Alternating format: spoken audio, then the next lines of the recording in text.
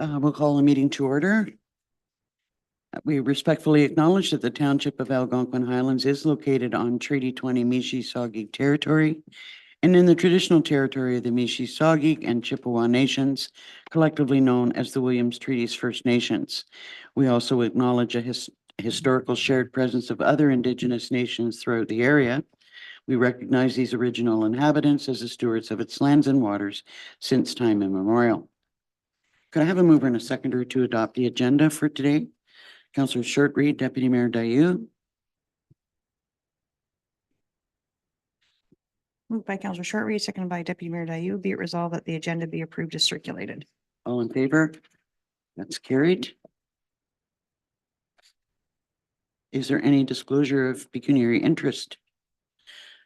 Deputy Mayor Dayu. Thank you. I've got a conflict of interest on agenda item 8B, the short-term rental bylaw delegation, as I own a tourist establishment in the township. Thank you. Could I have a mover and a seconder to adopt the minutes of December the 14th and January the 9th special meeting? Councillors Richards and Barry. Moved by Councillor Richards, second by Councillor Barry. Be it resolved that the following meeting minutes be approved as circulated: December 14th, 2023, regular council meeting minutes, and January 9th, 2024, special council meeting minutes. All in favor? That's carried. Do we have a motion to go into a public meeting? So I have a mover and a seconder to move into a public meeting. Councillors Richards, Deputy Mayor Dayu.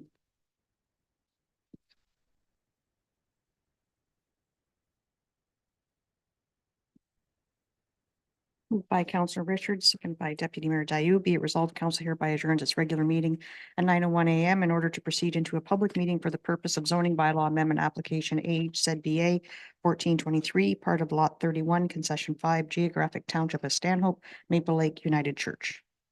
All in favor? That's carried. Thank you.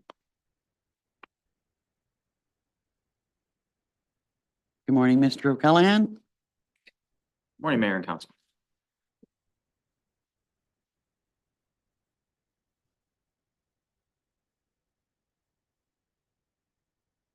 You want to go ahead with your report? Certainly.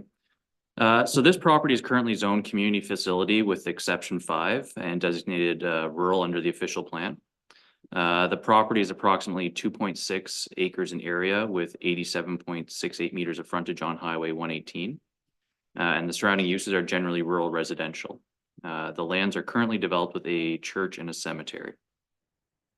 This property is also subject to an application for consent in order to sever 2.44 acres, being the cemetery lands, which the township will be taking over. The purpose and effect of this application is to rezone the church property from community facility exception 5 to rural residential exception 18. This is in order to recognize deficient lot area, frontage, and recognize the existing principal structure as being legal non-complying. Notice of the rezoning was posted on the property, circulated to all property owners within 120 meters of the lands, and posted on the township website, as well as circulated to all prescribed agencies. No objections have been received, and staff are recommending approval of the proposed bylaw amendment. Sean, the only question that I would have, given that the application is coming from the church, is there a purchase in process or somebody interested in buying it as a residence? My question being, if there isn't, like, why are we rezoning it now? Because, you know, somebody else could come forward and want to do something different. Yes, it's my understanding there is a sale that's conditional on the rezoning going through. Questions from council? Deputy Mayor Dayu. Thank you. Sean, just to confirm our conversation of yesterday, without a heritage listing designation, there's no way that we as a township can control the destruction of the building or retaining the original details of it. It's essentially not ours to mitigate it all. Is that correct? That is correct, yes. Any other questions from council? Is there anyone either online or present who wishes to speak to the application? Once more, is there anyone here who wishes to speak to the application either for or against? And one last time, is there anyone who wishes to speak to the application? Hearing none, could I have a mover and a seconder to return? Do we have the resolution now or after we return to? Oh, okay. Right. Mover and a seconder to return to the regular meeting, Councilors Barry and Shortreed.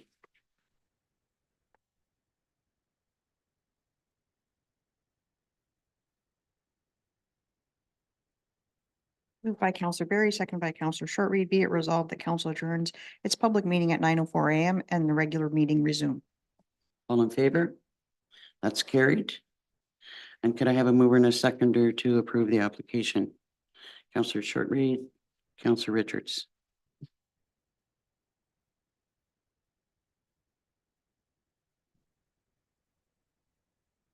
Moved by Counselor Shortreed, second by Counselor Richards. Be it resolved, council receives report PL 124 regarding the rezoning of lands located at part of lot 31, concession 5, geographic township of Stanhope, Maple Lake United Church, and the council directs a bylaw be brought forward for consideration. All in favor? That's carried.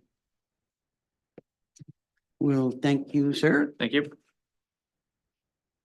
We'll move into the delegation portion of the meeting. First up is Barry Martin to speak to us about a Frost Center reunion. Hello, Good morning. thank you for the opportunity to chat about the possibility of a Frost Center reunion. I worked at the Frost Center for 28 years, so I have some knowledge of it. And I've also been involved with a lot of planning of events, Hike Albertan, and lots of stuff through Yours Outdoors and Albertan Forest, which I've recently retired from.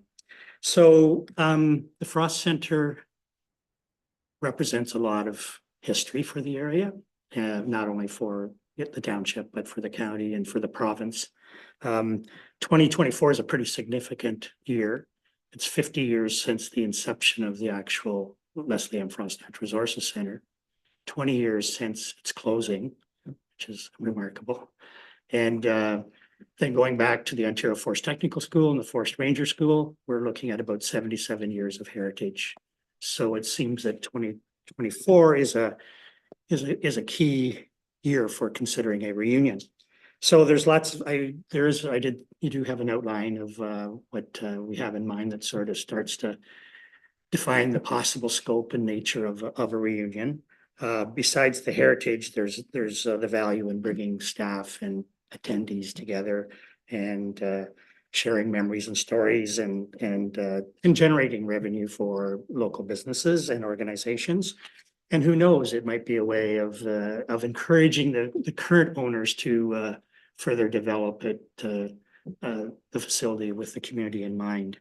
So in terms of who might attend the reunion, we're looking at Frost Center staff. And so far I've got a list of over 200 people that used to work there. And then there's been tremendous interest from the Ministry of Natural Resources staff who attended or did training there. And of course, all the friends and supporters, the educators, the schools. So it's a challenge getting the word out, but we've reached a lot of people and they're certainly expressing interest. So it has the potential being a multi-day event to attract hundreds of people and, could involve a number of elements like the welcome reception, open house, a gala, a concert, guided hikes, special gathering for the different interest groups like staff and M&R trainees and stuff. And yeah, so there's a number of elements that could be part of it. It could happen in a number of places. The big question is, can any of it happen at the actual Frost Center? And there's been work done on the Frost Center. I don't know a lot of details, but and I've been in touch with OPSU, and hopefully we'll find more details. If there was actually an indoor space, we could have part of the reunion. Failing that, certainly guided hikes at the Frost Center, that type of thing could happen. But there's lots of other venues, the Dorset Community Center, the Stand-Up Community Center, the Dorset Lions Club, Sandy Lane Resort. There's a number of other area facilities that we could have elements of the reunion as part of it. I've put out a bunch of possible dates as early as June, but given the amount of time it might take to plan it, we're looking probably at the fall, probably in October. And I think after Thanksgiving, I think the benefit there is that we can fill some beds and sell some meals and for people that might come up to the area to stay for more than one night. In terms of governance, the kind of looking at who might look after it and be, cover the insurance and all that sort of stuff. I'm the vice president of the Haliburton County Community Cooperative, and the board there is would welcome being able to take that on as a short-term project.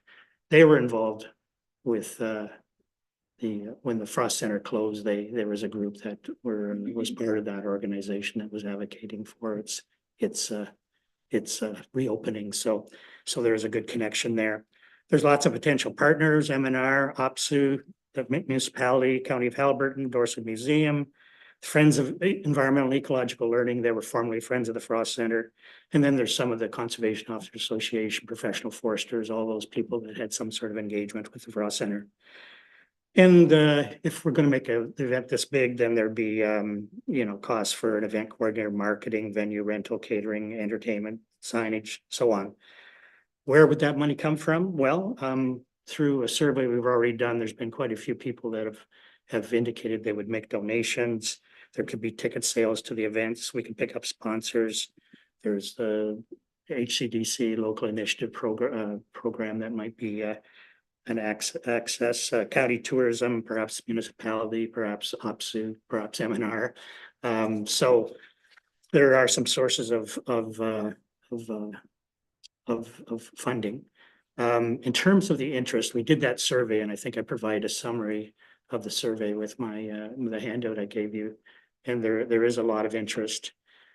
I had a call from M&R yesterday, and I was able to connect with the deputy minister's office, it was a bit of a challenge to get into M&R after 20 years. Nobody in M&R, has much of a memory with the Frost Center. So, but Sam Itini, who was worked out of Minden here, I connected with her, and she's the executive assistant to the deputy minister. So they ended up assigning someone to work with me, but he called yesterday and basically told me that he didn't think the M&R could contribute in any way. So that is disappointing, but I will reach out and reach out to the minister and Rory Scott and see if we can work something from that angle. I've talked briefly to OPSU. I haven't gotten any sort of a commitment to them, but there's communication going on.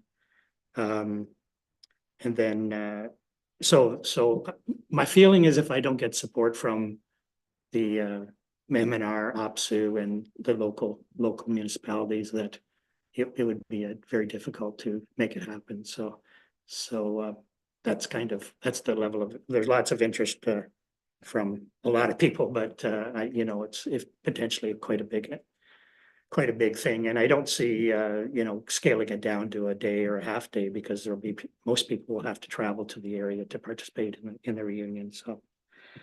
So, and I outlined some next steps there, and I don't need to go through all of those, but really confirming interest and just making a decision to proceed, develop a budget, secure funding. And I've got lots of people that are interested in being on either planning committee for the whole event, or if there's like parts of the event that require a subcommittee, then there's some interest there as well. So yeah, so that's kind of where we're at. And I guess my question to the township is, do you support that idea of a reunion, and what type of support could the municipality provide? I don't have any specific request because it's early in the process, but some possible ways was to help us to engage support of M&R and OPSU. That would be very, very helpful.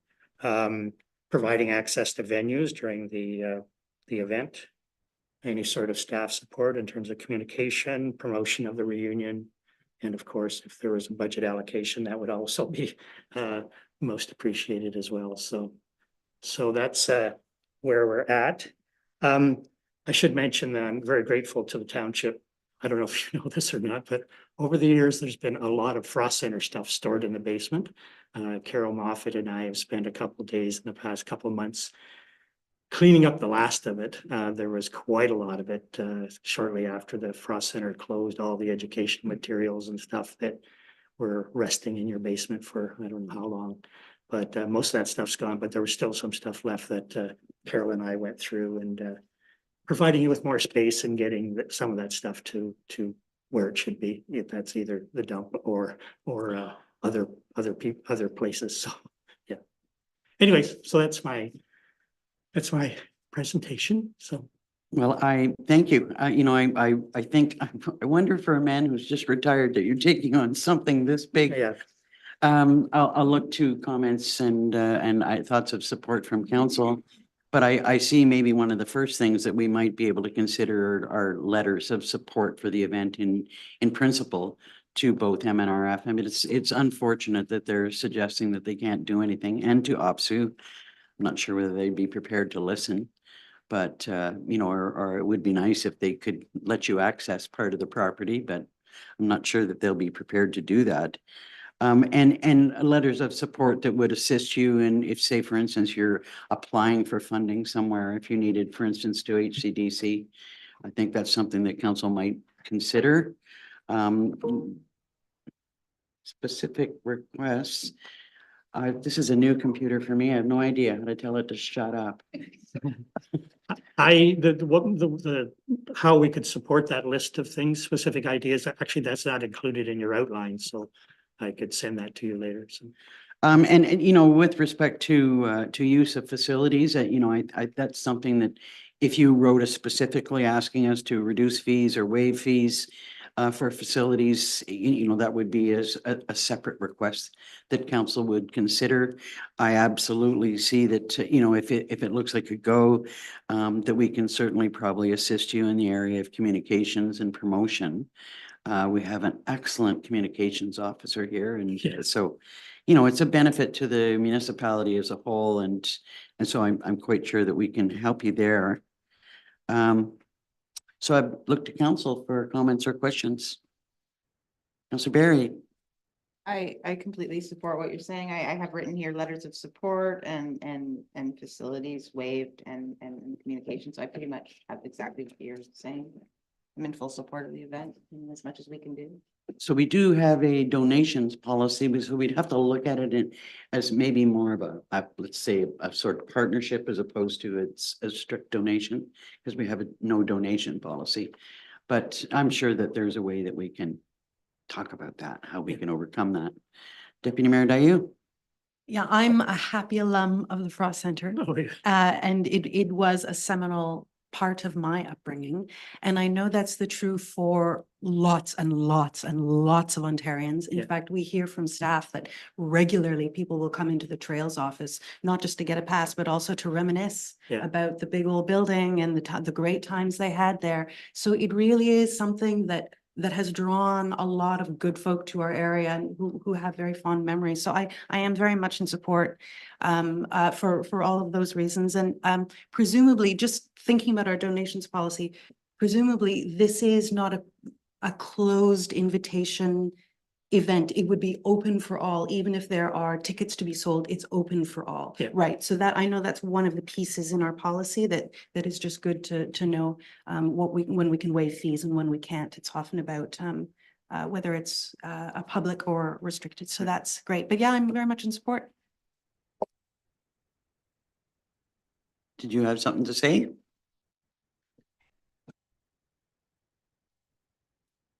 Sorry, 100% support. So I mean, you're hearing lots of support from us. I think that you might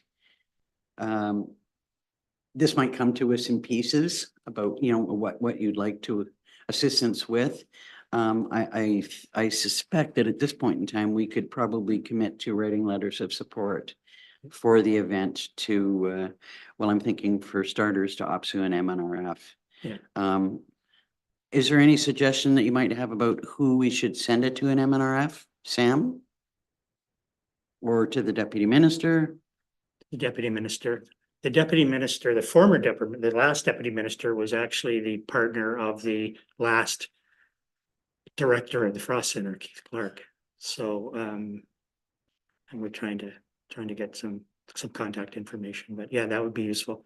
It's too bad M&R doesn't embrace it, I mean, they also closed it, so it's a bit of a dilemma for them, I suppose, but I guess there's nowhere in the organization that has an eye to heritage of and the culture of the organization. I guess that's the way things And are. I'm not these sure days. they've got the bandwidth to become involved in anything over and above what they're Yeah, doing right now. exactly, yeah. No money, no Yeah. staff support. What would be useful for me if there was one person in the municipality that could be my contact that I would, as this rolls out, if it rolls out, that I could liaise with, so. That would be something that we would look to our CAO to think about who the best individual would be. Okay, And of course, you can speak to any one of us as well at any given time, but we'll leave that. So, you know, if you want to have a conversation with Angie about who the best individual would be, that I think we Okay. can do that. if that works for you. As long as you're not anticipating that staff person would be, you know, having to take a Full-time job. I mean, no. A major role. One question that I've got, and it's not about the event, it's about what's in the basement. I had someone contact me not too long ago about what they called a box of rocks. That was apparently quite a special collection that was donated by an individual. And these were a couple of geologists who were offering to look at the collection, identify, you know, it's apparently there's some considerable value, and they would like to see it displayed somewhere. Yeah. Any other comments or questions from council? So I'm just wondering what you have scribed there for us. Just to receive the delegation and support the event in principle, along with sending letters of support to MNRF and OPSU. Do I have a mover and a seconder for that? Councillors Barry and Shortreed. Moved by Council Barry, second by Council Shortreed. Be it resolved, Council receives a delegation from Barry Martin regarding a Frost Center reunion for information. And further, that council supports the event in principle and directs letters of support of the event be provided to MNRF and OPSU. All in favor? That's carried. Thanks very much, Barry. And we wish you the best of luck, particularly with MNRF and OPSU. Next up is Jacqueline Baptiste to talk to us about the short-term rental bylaw. Good morning. Just before you start, I just want to comment, I'm sure you know this, but that the bylaw in itself is being developed by the county.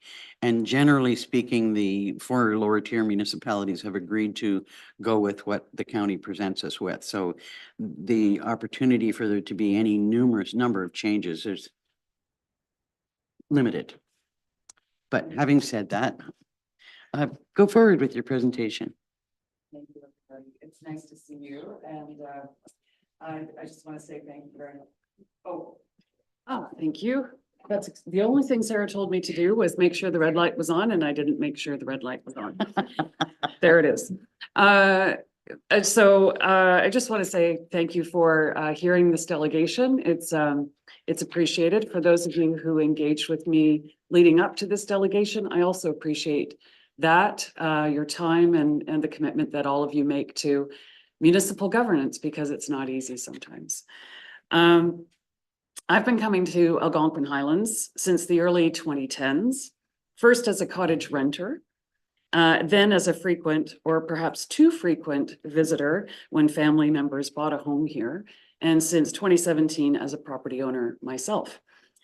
So I know that means, compared to some, that I'm a newbie and have no roots in this community, but I do. I've joined my Lake Association's board, and I've dedicated hours of volunteer time to raise money to support their mission to protect our lake. As a single parent of a 17-year-old, I rent my cottage to help offset the costs of having it. As a volunteer for Airbnb, I moderate a Facebook group of more than 300 hosts to help educate them about responsible hosting. I support fair and equitable short-term rental bylaws. Next slide, please. I thought this quote was very instructive for all of us.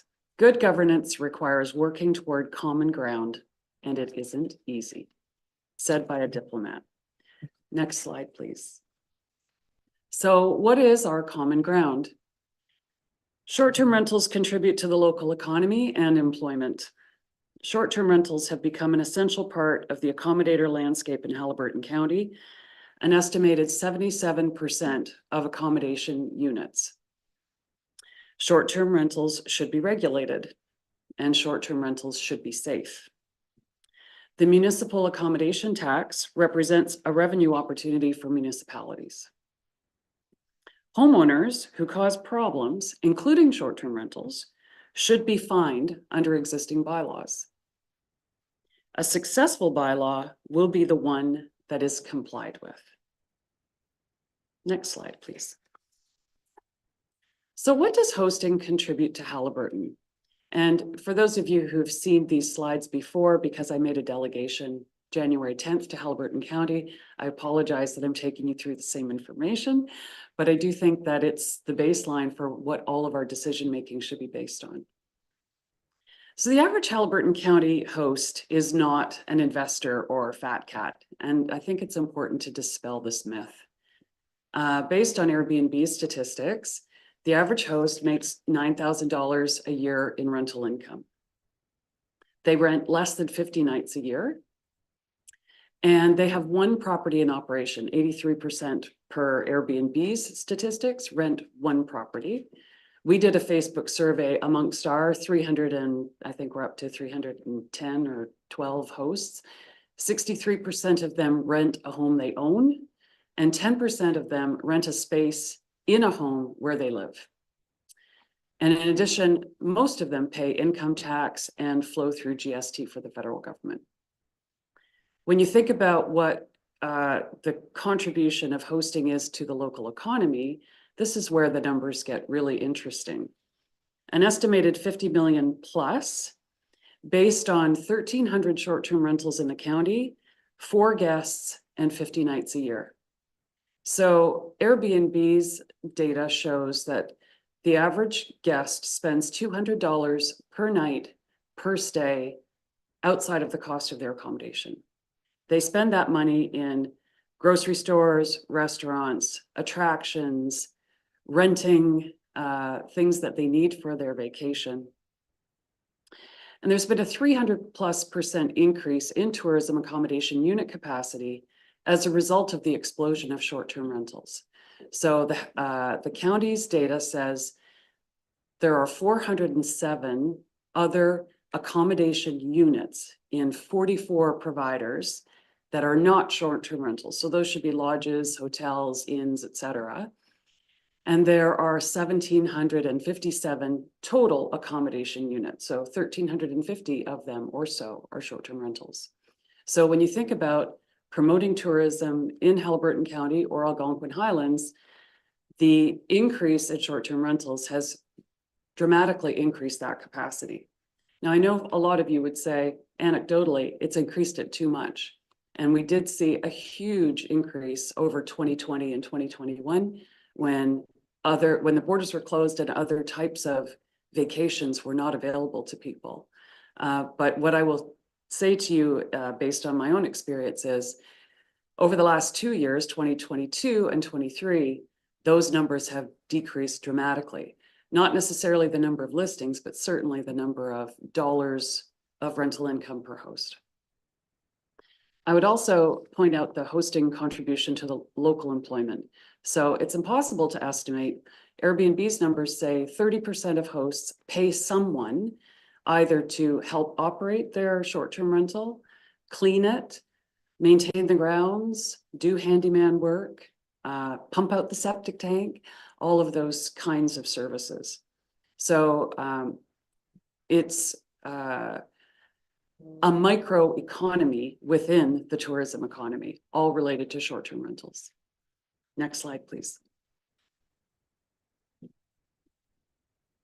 So if we can agree on our common ground that we want short-term rentals to be regulated and safe, I had a look at some of the situations that we're facing and some of the potential solutions. And I put these here as thought starters for your deliberations. So bad apple short-term rental hosts, and we know that there are some, are known by the complaints made against them. So my ask of you is, why not enforce our existing bylaws? We have bylaws on the books against noise and fires and fireworks and septic inspection. And it doesn't seem that we have taken advantage of the opportunity to enforce those bylaws when it comes to bad actors. A one-size-fits-all bylaw treats responsible hosts the same as the bad apples. I'm a responsible host. It's very important to me that my neighbors are not inconvenienced by my guests in any way. Legal non-conforming grandfathering has been done by other municipalities. At one time, it was being considered for this draft bylaw, but it is no longer there. So we're going to start the administration and enforcement organization from zero. And that seems like a heavy lift when it comes to the cost and staff time that it's going to take to do that. Older and or seasonal buildings may not meet the current building code. So this is a question that I would pose to you. Is the bylaw's intent to be regulating or restricting? Hosts do carry liability insurance. Airbnb offers $1 million US in liability insurance coverage through their air cover program. And hosts that don't happen to be listed on Airbnb carry their own liability insurance and or homeowners insurance. So my question to you is, why would we add layers upon layers of protection when they're already there? Professional hosting platforms build in checks and balances. So as a host, I can tell you that you live and die by your guest reviews. I happen to have 50 reviews associated with my listing. And when that number goes up or down even slightly, it affects where I appear in the algorithm. So it affects whether I get any future bookings. So when you want to ensure that hosts do the right thing, guest reviews are a very strong way for hosts to do the right thing, to make sure that the quality of the experience and the safety of the experience works for guests. Host personal information is going to be shared publicly, putting people and properties at risk. I'm a single parent. I have a 17-year-old son. And on the front of my building, there will be a sign that says that it's a short-term rental. Anyone with an axe to grind about short-term rentals will now know that that's a place that they can vandalize, burglarize, or otherwise mess with. And I don't think that's fair. I'm very supportive of my privacy and private information being shared with authorized administrative and enforcement bodies. I don't think it needs to be shared publicly when the public is not who is authorized to administer and enforce the bylaws. Demerit points never expire, so there's no ability to reform.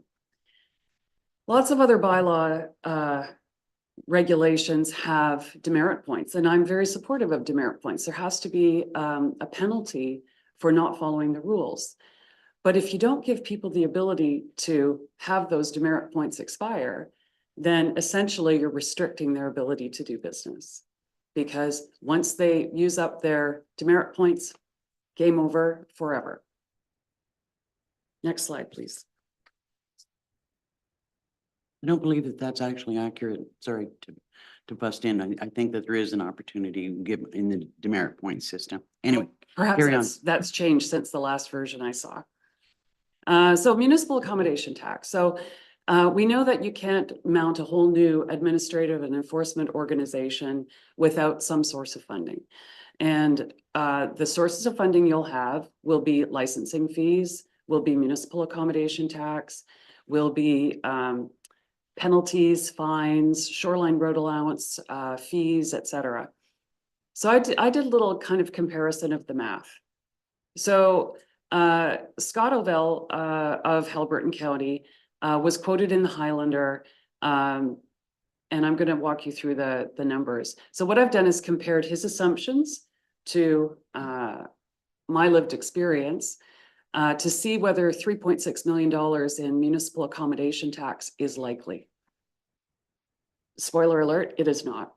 So I agree. Number of short-term rentals, nobody actually has done the registration, so we don't know, but I'm gonna take it on faith that 1,350 is probably about right. I don't know. The number of nights a year rented, Scott's assumption is that they're operating at 65% capacity.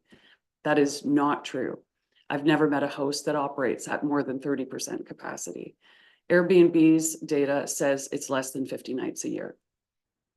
The average nightly rate, we can agree, maybe $350 a year, or a night rather. So the annual income per host, in Scott's world, it's $82,000 plus. In Airbnb's data-driven world, it's $9,000. When you talk about the percentage of people who will submit their MAT, so the percentage of hosts who will become licensed and then submit their MAT, Scott's numbers assume 80%. And just to note, 100% of hosts will not apply for a license, nor will they be eligible for one. There could be a building code issue. There could be all sorts of issues that would prevent them from being licensable. So I think that number is probably closer to 25%. And when you cascade the numbers down through the rest of the chart, you see that the numbers get really different. Scott assumes that $3.6 million can be collected. I'm telling you, it's more like $122,000 a year, 50% of which will be retained by the county, 50% will be dispersed to the municipalities. So let's assume, there are 4 of you, let's say everybody gets a quarter of it. You would get about $15,000 a year in municipal accommodation tax. Now, Liz, I've heard you say that that's an opportunity for you to fund infrastructure based on increased visitorship, road maintenance, et cetera. But I don't think $15,000 goes very far. I would also say that, your other source of offsetting the cost of administration are licensing fees. I'm assuming $500 a listing at a 25% licensing rate. So maybe that's another $42,000 for Algonquin Highlands. So what that means is maybe $57,000 a year in money coming to you. But I know that your intent is to hire a firm. The RFP was done by the county, and you're going to hire one of these 2 firms that submitted a proposal. The 2 that I'm aware of, and I don't know that they were the ones who submitted the proposals, are both US based. So not only will the cost to hire them be more than the money you bring in, but there will also be the optics of a US company getting our local tax dollars. So I don't know how much it costs to hire Granicus or Hamari, but Please don't mention company names. The information has not been released publicly yet, so it just, we have not made any decision whatsoever on who's going to be administering the program. So firms that I'm aware of that do administer short-term rental programs like this charge between $5,000 and $10,000 a month based on the size of the jurisdiction. So, just back of envelope math would suggest that this is going to be more expensive than the money that will be coming in. Next slide, please. So one of the other things I think that you have to take into account is what kind of compliance rate you're going to get if the program goes ahead as planned. So my ask to you, keep in mind in the back of your mind, what would you do for $9,000? This is what hosts are going to have to do. They're going to have to incur startup costs.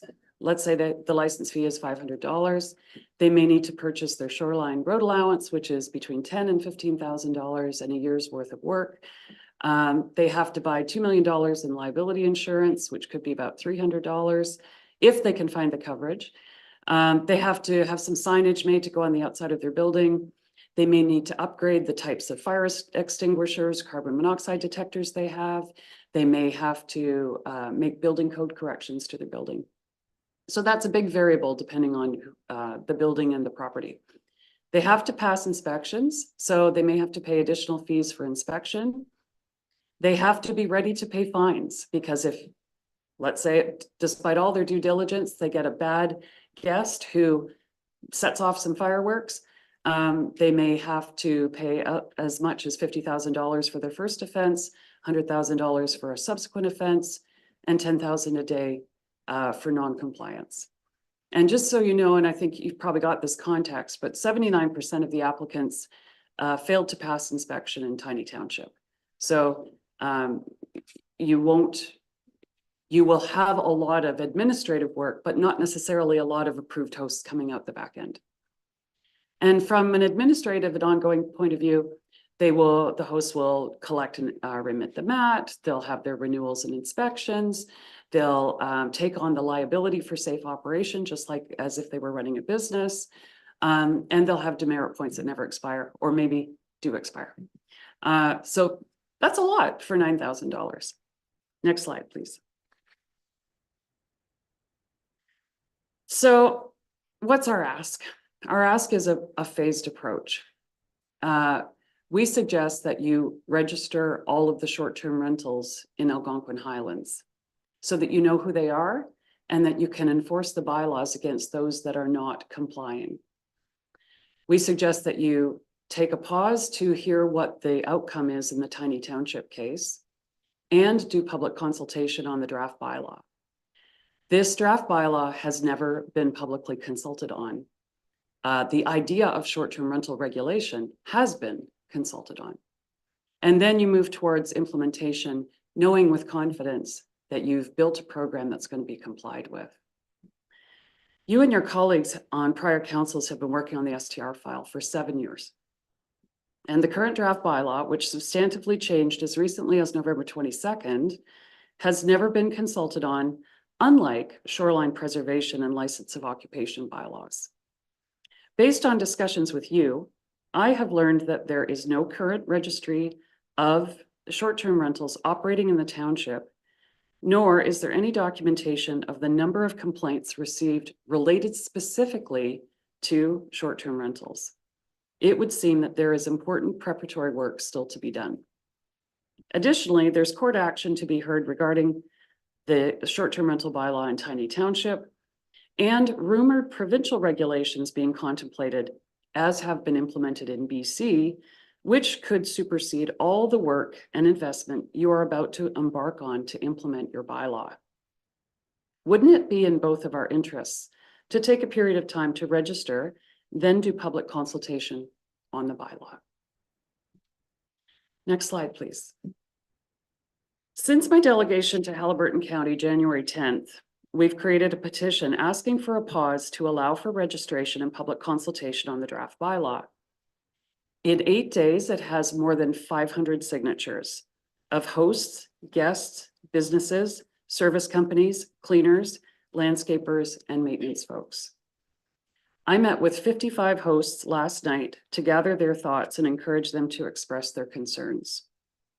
In its current form, the bylaw makes it difficult and expensive to be a complying host. I expect it will not achieve a high compliance rate, and it will cost this township tens of thousands of dollars to administer and enforce. Based on the poll that I've done with the Facebook community members I'm in touch with, right now, the intent to get licensed is running at 37%. The intent to absolutely not get licensed is running at 14%, and the not sure is 49%. So you have an opportunity to bring the not sures into the yes column if you have the public consultation that we're recommending. If you've invested 7 years trying to get it right, why not make it to the finish line with hosts lined up beside you, ready to help? Thank you very much. I'd be happy to answer any questions. Thank you. You've done a lot of work on this and that's appreciated. I do have to say, I'm not sure that I agree with all of the numbers that you've given us, given the perspective that you're looking at it from. And most, if not all, of the points that you've raised have been considered by county council. And I know it's difficult for all of council here to speak to it because they haven't been directly involved. I mean, we have had presentations, they know the content of the last draft of the bylaw, but there hasn't been a lot of discussion here at this point. We completely recognize the importance of short-term rentals on our economy. There's no question about that. It's an important fact, but it's interesting that you would use the expression explosion of short-term rentals. And I think that's, that is part of the problem, with the number of issues involved. I would say that although it's not public yet, that there is and will be a change to the piece in the bylaw that addresses properties that are on shore road allowances that aren't owned. So that there will be a change in the bylaw with respect to that. But I can't say any more about that at this point in time. But I would look to council for any comments.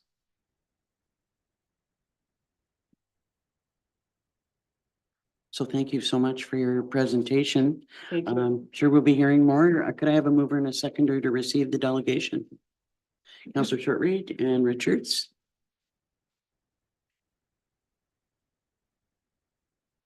Moved by Counselor Shortreed, second by Counselor Richards. Be it resolved, council receives a delegation from Jacqueline Baptiste regarding the short-term rental bylaw for information. All in favor? That's carried. Thanks. very much. And my apologies to you gentlemen, but we're about to go into a closed session.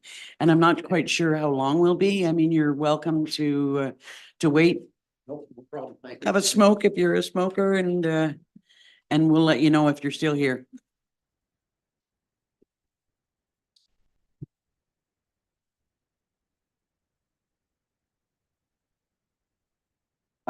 So at this point, could I have a mover and a seconder to move into closed? Councillor Shortreed and Richards.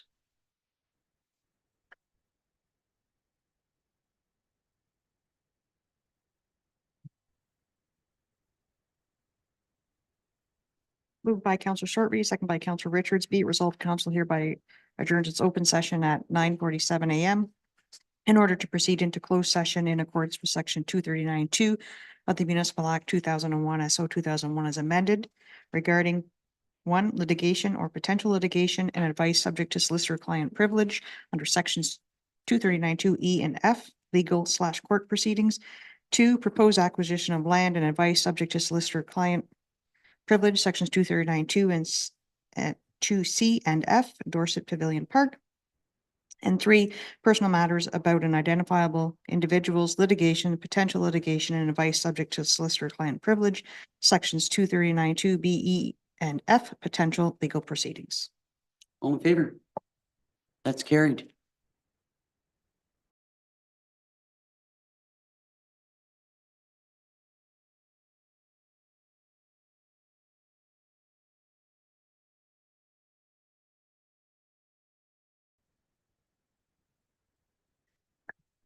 Welcome back to the open session. I'd like to make a brief announcement as a result of our discussion in closed. And that is something that I'm very, very pleased to say that the Township of Algonquin Highlands is formally acquiring the Pavilion Park in Dorset. I know that there has been a little bit of information leaked about that to the public, but it's now official. I want to thank Mr. Tapscott and his partner Anna Lopez for the generous donation of the land for the park. And just to say that I'm really happy on behalf of the residents of Dorset that we've been able to come to this agreement and acquire the park, and it will remain a park for many years to come. So hopefully we'll all be able to enjoy it and see it grow and develop as agreed. The closure of the sale agreement will take place at the end of the month. So that's that. Next on the agenda is the Building and Bylaw Enforcement Report.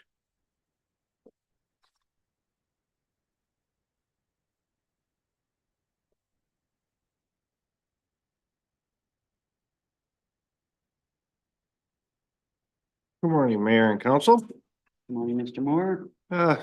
Just the monthly activity report. It's the only one thing really to highlight on there is that this is the December report. So the overall permits are in now, and they're a little bit lower than the past couple of years, but I went back and looked as far as 2018 and they're up over 2018. So it's more of a secular thing anyway. So it's not a huge, drop. Discounting the COVID years. Yeah, discounting the COVID years, they were up pretty good. So actually at the end of the day, the month was pretty normal. We had $10,000 in permit fees and construction value of over 2 million, so. Any questions on the Building and Bylaw report? Hearing none, could I have a mover and a seconder to receive it? Councillors Barry and Short Read. Moved by Council Berry, seconded by Council Short Read, be it resolved, Council receives building bylaw report BLDG 124 regarding December 2023 monthly activities for information. All in favor? That's carried. Thank you, sir. Thank you. Next is Parks, Recreation and Trails. Just a comment that Chris is not feeling well and won't be giving his report today. Is there anything under recreation that either member of council wants to bring forward? Hearing none, could I have a mover and a seconder to receive first the Recreation Committee update? Councilors Richards and Barry. Moved by Council Richards, second by Council Berry, be it resolved the December 20th, 2023 Recreation Committee meeting minutes be received for information. All in favor? That's carried. And could I have a mover and a seconder to receive the monthly activity report? Deputy Mayor Dayu, Councillor Richards.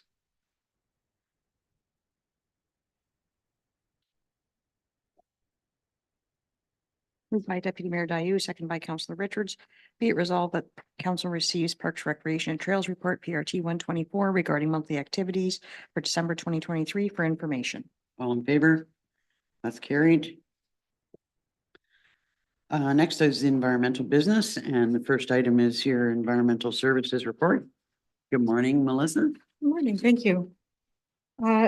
Just a couple of things to highlight. It was a wonderful opportunity in December to have the waste managers from the rest of the municipalities in the county. So we had from Dysart and Minden Hills to tour our Maple Lake Operations Center and as well Cambium Inc. And so it was just a great opportunity to showcase that, and we had great, really nice positive feedback on that. So it was a nice way to end the year with that. So. Well done.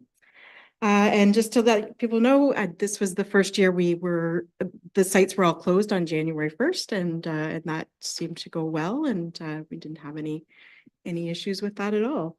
And just as in building, we have a complete year sort of now to compare where we are with our new normal numbers, and we seem to be holding steady as far as traffic at the sites now. Any questions on the activity report?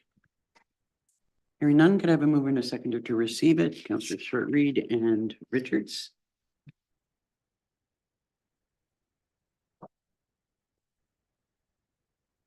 Moved by Councilor Short Read, second by Councilor Richards. Be it resolved, Council receives environmental business report EB 124 regarding December 2023 monthly activities for information. All in favor? That's carried. Next is the hauled sewage bylaw update. If you want to give us the highlights on that. Thank you. So this is just a timely update. Every once in a while, we do review bylaws. We've had some interest from some new applicants, so it was a good opportunity to look at that and clean up the existing bylaw. I think over time, the bylaw had some duplication as things were added in, and so this was just, you'll see a lot of the changes are just reorganization of information and consolidation of the two schedules into one, adding a few changes to the application form to make it more accessible and to allow it to accept applications through the website. Don't get a lot of applications, but it is nice to be able to have that available if people want to use it. And the one I'd say change that we have done is we used to require an annual renewal of registration, that everybody had to renew their registration each year. And I'm proposing that be removed, that registration is continued on as long as their information is kept up to date. And if they no longer wish to be accessing the lagoon, it would just be a notification of that. And I'd be happy to answer any questions. Any questions on the hauled sewage bylaw? Hearing none, could I have a mover and a seconder to receive the report? Deputy Mayor Dayu, Councillor Short Read.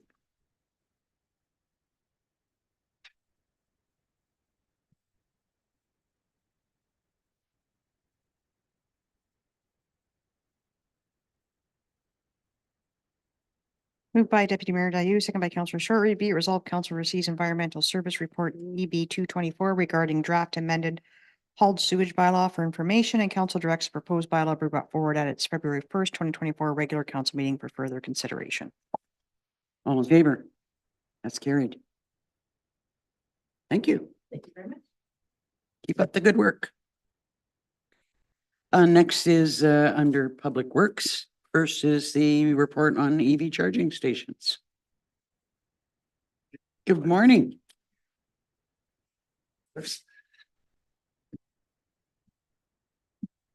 Tell us all about your proposed. Well, very exciting project to begin with the Dorset Rec Center. So looking at the beautification and the front entry and a design layout, staff talked about providing dedicated EV charging parking sites. So with that in mind, we've already sort of have a conceptual drawing in place, showing the location of these dedicated parking sites.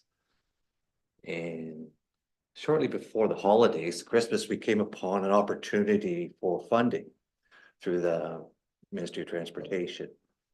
So staff started investigating that funding opportunity and getting some preliminary costing, and would like to embark on that avenue. What else could I tell you? The deadline for the application is the end of the month, January the 31st. So it's coming up fairly quickly, and it's a pretty detailed application process. There's a lot of steps involved, but it's already I started implementing some of the information that they're looking for. So I think it's a progressive measure for the Dorset Rec Center. And like I said earlier, it's a really exciting project for us. I see a lot of opportunity at the rec center. The other thing, I'm sort of going off topic a wee bit here too, but because I'm excited about the project. But one thing I find, like, there's a lot of I call it intrinsic value, because it's pulled in a lot of our staff making contributive efforts. We've had Melissa, who was just here, she's been involved with this project. Adam Thorne, our Director of Public Works, our building department, Greg and Jeff, finance with Jeannie. So Recreation. and yeah, Chad, of course. So yeah, so to have that collaboration, yeah, like it's like I say, a great project to be involved with. Overall, I mean, go ahead, Angie. I just want to just add to what Brian has said, and sort of the key points of the funding, which is really exciting, is it allows for 2 charging stations. There'll be 4 ports. One station will be a higher speed of charging station, which is great. And as noted in his report, the funding it's an opportunity for 75% funding, which is great. And that includes total project cost. And so he's outlined the cost of the project there, which is it's a hefty venture. It's $273,000 approximately, and so there's opportunity for funding of $204,000, which is huge. So council will with that need to commit the $68,000 for the 2024 budget. So that's the support that we're looking for. Just to respond to Brian, we're in agreement. I mean, it overall, it is an exciting project, and it's great to hear about, collaboration between all of our departments. It really is nice to see that. This is an exciting project. I was kind of shocked at the actual total value of it. I just had no idea that it would cost that much, and to make this amount of savings is a fabulous opportunity. It really is. And I know I personally have had, and I'm sure that other members of council have had people from the area say, like, we really need charging stations. The closest ones are some distance away at, Huntsville and then, down in the southern part of the county. So I'm sure that residents there will be really happy to see this on top of the bonus of opening the rec center one day soon. Yeah. Counselor Richards and then Deputy Mayor Dayu. Yeah, I think this is really good. It's a well-timed opportunity. So thank you for your work on it. Sorry I didn't reach out earlier, but I did have one question. Is the funding opportunity only for one location? Or is it something that we could expand to say up at the Oxton Community Center?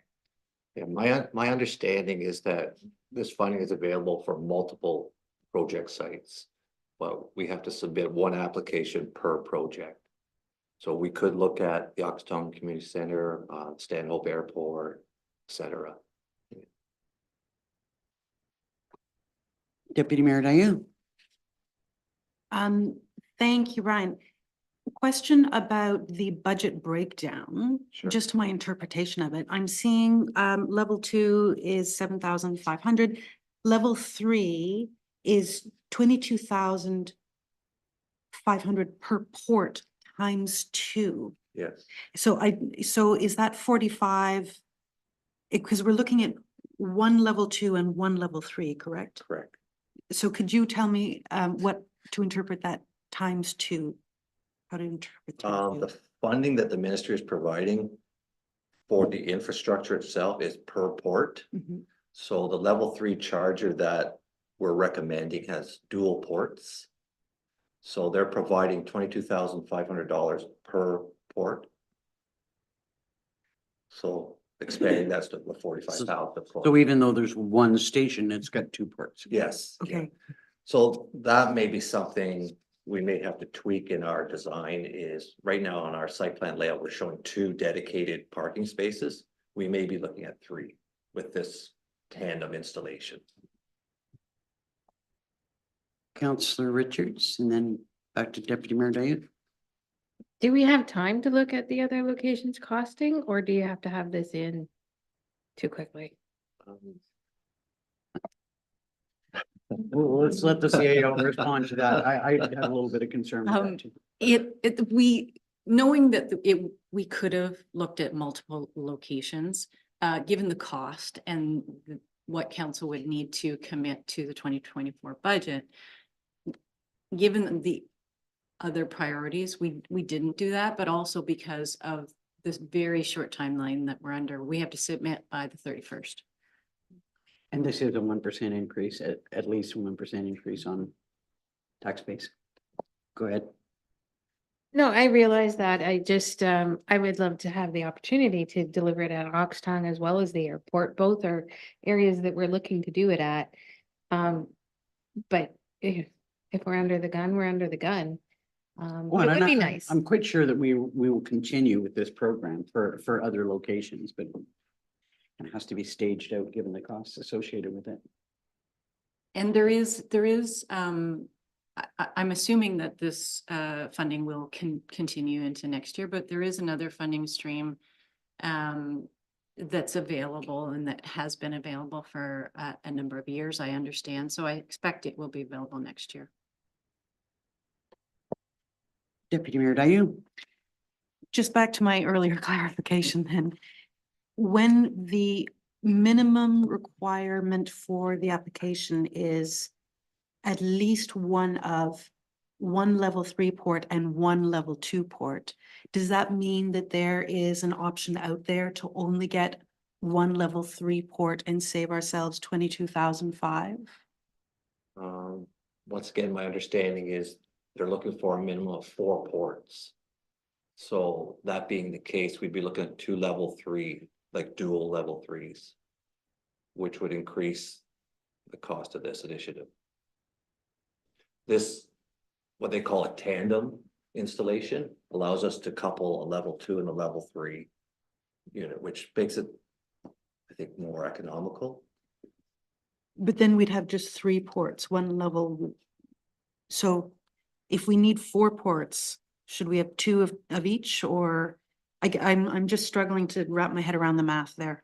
Oh, yeah, another complication there would be if we want to have the 4 ports, then we're looking at 4 parking spaces, and we're really limited with parking spaces there. So, But you say that the requirement is to have 4. yes, unless you go to this level, unless you go to this tandem installation, where they'll allow you to have one level 2 and one level 3. And with the level 3, we can have a dual port, and the level 2 a single port. Okay, so that's. Gives us a little bit of flexibility there. Okay. You good now? It is tricky. Oh, I shouldn't- sorry, That's fine. sorry. Any other questions? Counselor Shortreed. I just want to say it's an amazing opportunity and perfect location with the Pavilion Park. With the Timing, store, that whole the timing thing is museum, great. I mean, and all the work at the rec center, it's perfect time. Go ahead, Brian. Yeah, I was just gonna add to that too. In the application, there's a component there where you get to talk about some of the other amenities in the immediate area, like the Centennial Park and what the rec center has to offer. So, and that helps bode well in the scoring for your application. Yeah. Could I have a mover and a seconder to approve the request? Counselor Shortreed and Richards.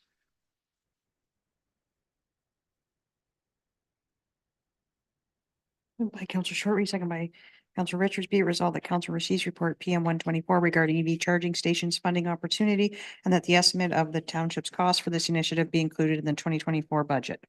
All in favor? That's carried. Thank you for your work on that. Thank you very much. Yeah, thank you for the opportunity to get to speak. Next is the update on the Dorset Rec project. Morning, Mayor and Council. So, excuse me, update on the DRC. Excuse me. The HVAC contractor has been working away pretty steadily.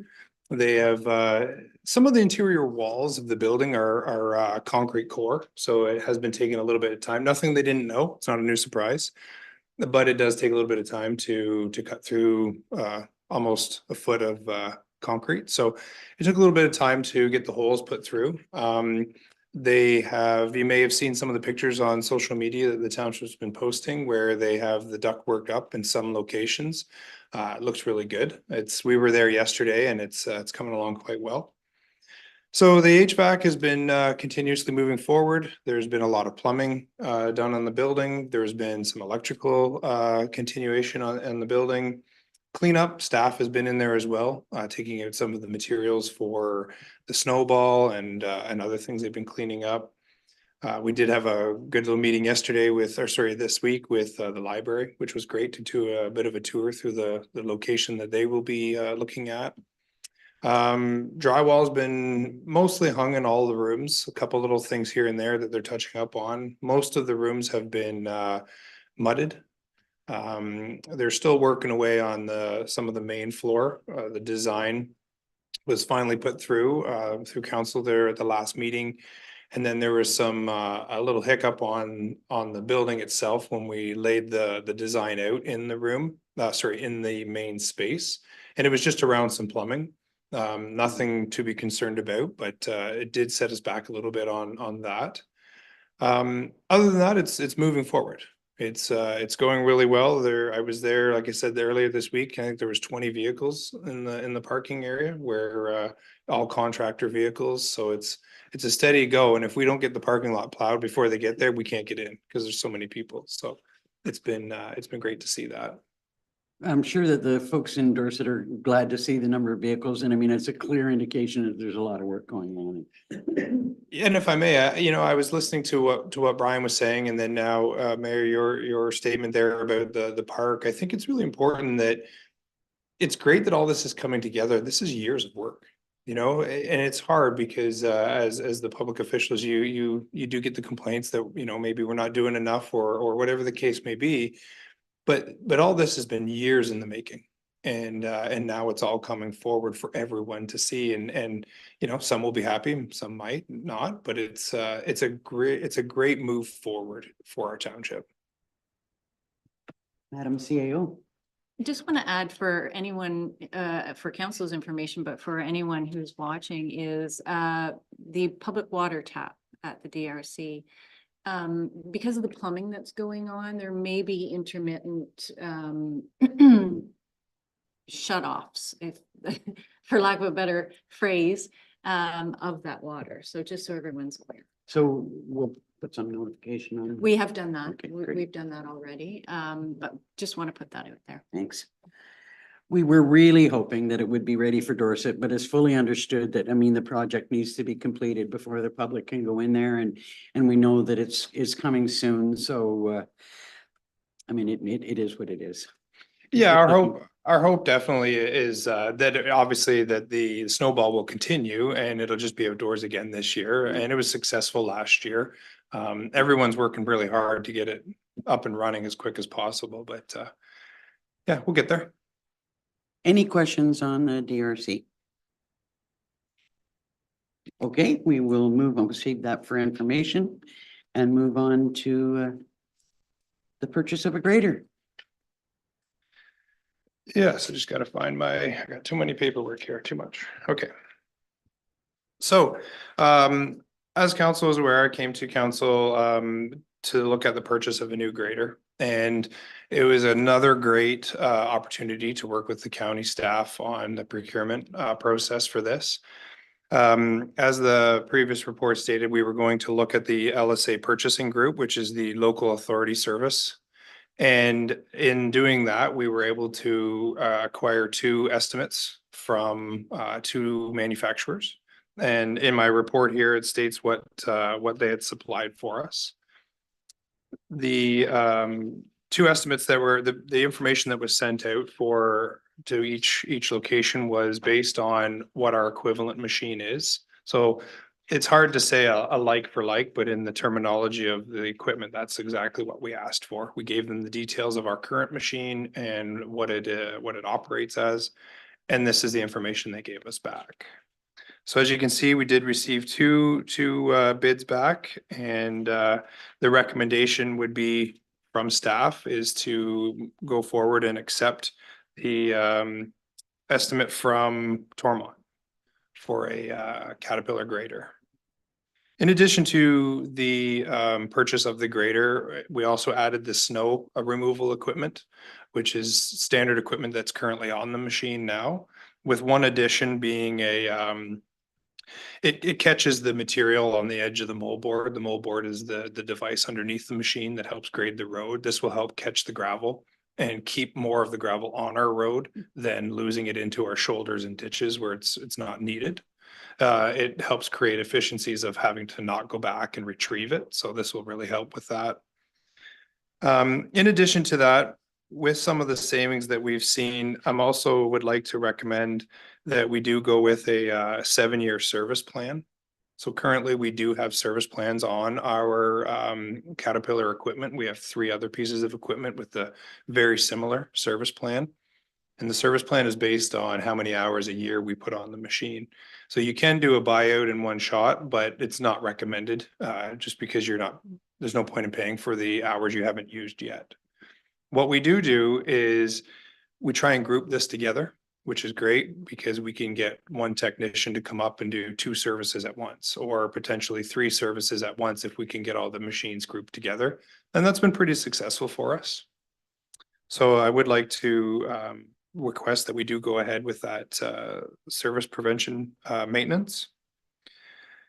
And then in addition, the next request would be to have the machine painted black. Now, typically this is not something that I would recommend, only because the additional expense, if we were to paint it black off the lot, would be way more than what I'm suggesting, what was quoted us here. The reason I'm suggesting that we paint it black right now is because the machine hasn't been built yet. So as they're going through the process of building it, we can have them paint it for the amount that I've listed here. And the benefits to painting it black, as I've listed in here, is to mitigate the effects of aging. The machine over time, as we all know, it just ages. It's the nature of the beast. Painting it black will keep it more pristine, keep it looking newer longer. And when you hear, most of your experience likely with black vehicles is that they're dirtier, quicker, and they're harder to keep clean, and that is correct. However, in this aspect, what I'm trying to portray is that we're talking about stains, rust stains, grease stains, the things that a normal vehicle really wouldn't see. Equipment, they do see it. So as much as our staff do keep the machines clean and wash them regularly, there are some spots that just doesn't happen.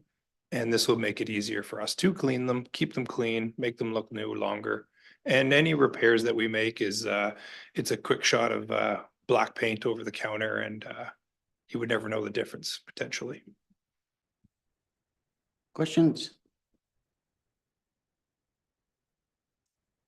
Well, I'm pleased to hear that we're going to have the first black grader in the county.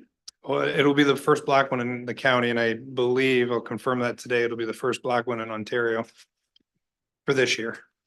Could I have a mover and a seconder to approve the purchase of the grader? Councilors Richards and Shortreed.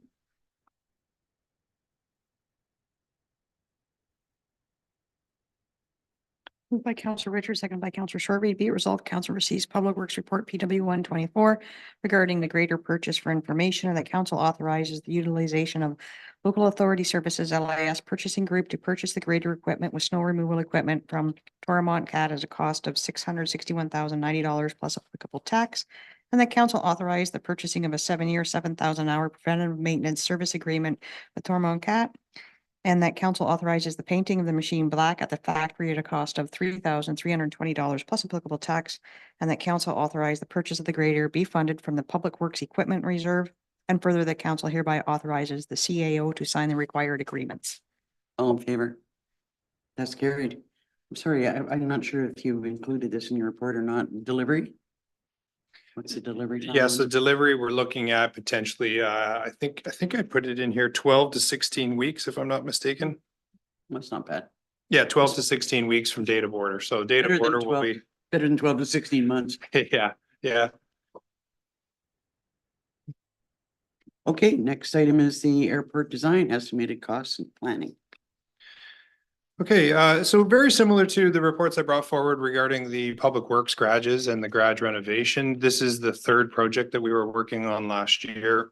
The original idea was that we would get to this point and then we would kind of sit and wait for some accessibility funding.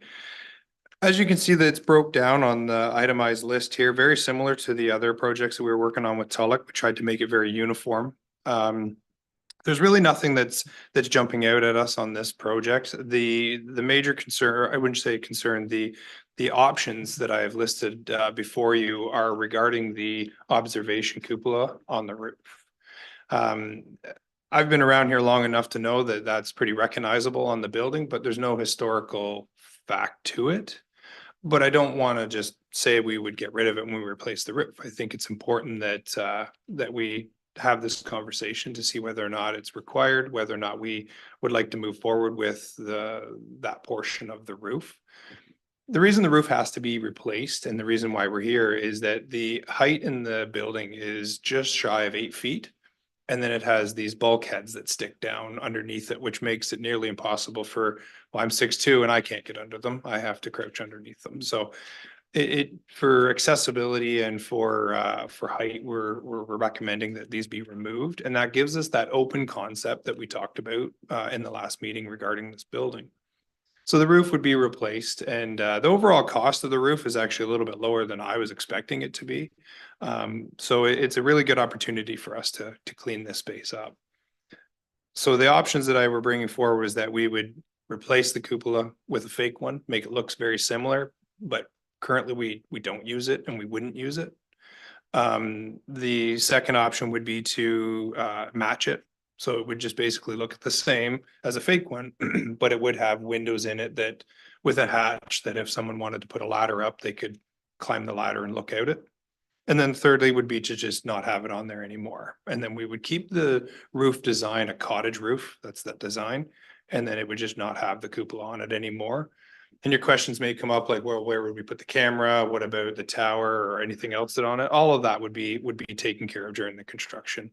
We would have the camera set up in another location that would still capture the same, the viewing point. And I think that's in a nutshell pretty much it for the building. Could you say, you know, a ballpark, what the difference would be between the fake cupola and one that could actually be utilized? So the only difference would be the windows. So There's the not a lot of difference in cost. That's right. So a fake cupola would look identical to almost what it would be, I'd like to say. But the windows would still be there. They would still look like windows. They just wouldn't have glass in them. They have a mirrored protection on them so that it looks like a glass, but it's not. It's just they are pretty comparable to an actual window, but you just don't see out of them. So there would be nothing there. I kind of like the idea of having the visual cupola there, but I guess it comes back down to cost too, that, what's the difference in just putting a standard roof on it and adding the cupola? So I don't have that cost in front of me, but I would consider that it would be a couple $1,000s to keep it as it is on a new roof versus just a cottage style roof. So that's not an extraordinary amount of money. I wouldn't say that we're looking at anything more than $10,000. I would have to say it's probably less than 5 because you're basically building what was existing. But before, when the tender comes out, and these numbers are strictly a best guess estimate. So if we were to tender this project, it would be adding the cupola as is, and it would be identified in the project. I really like the idea of being shovel ready, in preparation for hopefully getting funding for the project. This is a great approach. I would look to council for comments or questions. I think if we can get the option, if we put it out for RFP and we can get, the difference in cost, that would help us make that final decision. Although I would like, personally, I like it designed with the cupola on it, whether it's artificial or not. Just for clarification there, I guess it depends on the conversation today, but it would be staff's recommendation to sit as it is right now, and not move forward until funding comes along, unless council chooses differently. But That was if, understood. okay, so if we're sitting and holding on it, then we wouldn't go to tender. So we won't really know that cost until we went to tender. Deputy Mayor Dayu? Yeah, I really like the plan. For me, it also feels much more comfortable that this very likely will come after we complete our airport redevelopment plan on both sides, thinking about the airport proper and the airport property. And this will just fall into I think the natural flow of things, acknowledging that, yeah, accessibility is a thing and we want to get it done. And we weren't going to wait for one until the other happened. But if it naturally works out this way, it makes me more comfortable, to be honest. Any other questions or comments? Madam CAO? So did we get a confirmation then of which one council would like? I'm not sure you did. I didn't hear anybody disagreeing. So I guess the resolution would say that we would go forward with the cupola.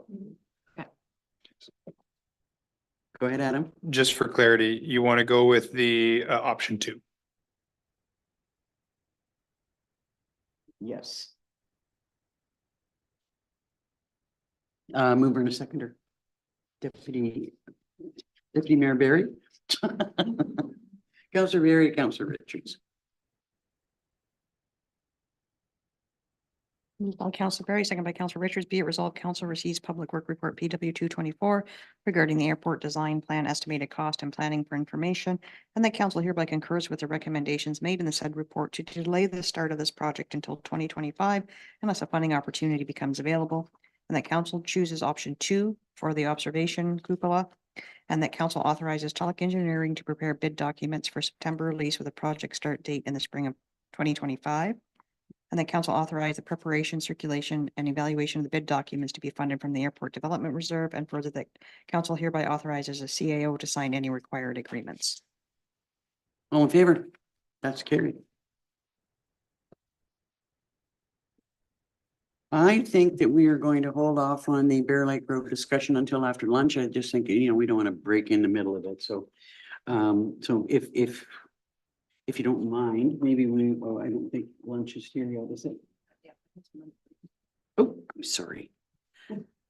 Before we get into your monthly report, I just want to say congratulations on your certification. I just got the letter in my mailbox yesterday, and we may have addressed this before, but I just wanted to say publicly, congratulations on completion of don't tell me that it's like a year late. I literally just got a letter saying that you were recently certified as a.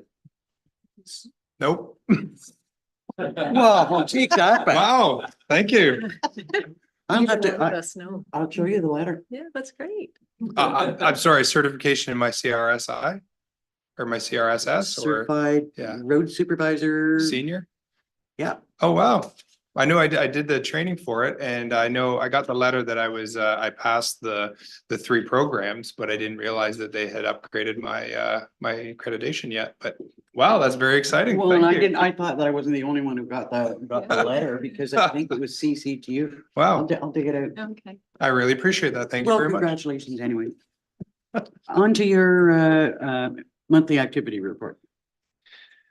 So what I wanted to bring up with my monthly report to start off with is I'd like to, if it's okay, to just kind of touch a little bit on what Brian brought up earlier when the question came up about why we didn't look at other areas. And I know Angie also answered it as well. And I wanted to roll with the team feel was that we did look at that as the airport and the Oxtongue Community Center, but through conversation, we've decided that yes, we were going to hold off on it.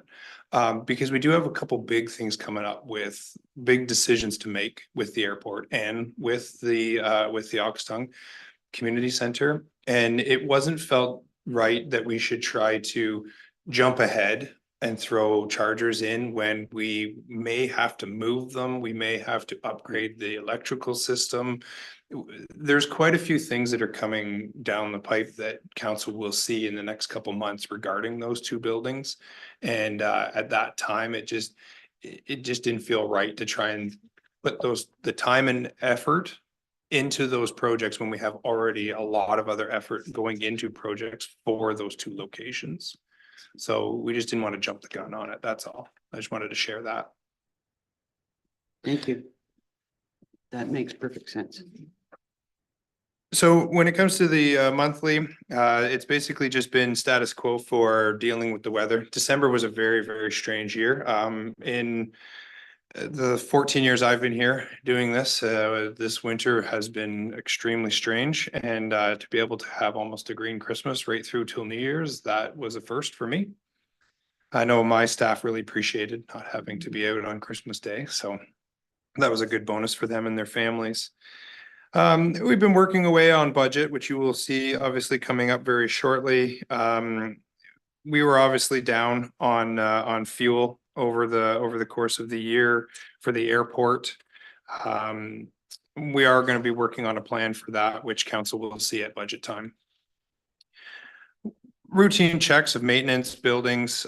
We did have a couple storms that came through, which really prep our staff into making sure our generators we do regular maintenance on the generators. But when we know storms are coming in, just for staff's information, we have a program set up where our staff will go out ahead of time. All the tanks are checked, all the generators are checked. If anything is under a certain level that we have put in place, they're topped up. Our fuel tanks are topped up, everything like that, just in case the storm turns worse than we expect. And we have to deal with like heating zones or providing warm shelter and things of that nature. So I think it's just important that when you see the trucks running up and down the road, there's more than just running up and down the road. Regular maintenance on equipment, working with the county. And then because December was such a low snow volume month, we actually moved our brusher head back onto our tractor. And we were able to get quite a few more roads completed, which is very, very unheard of for us. We don't usually have that out in December brushing, but it worked really, really well. So other than that, it was a really good month. Questions on the monthly activity report? Hearing none, could I have a mover and a seconder to receive it? Deputy Mayor Dayu, Councillor Short-Reed.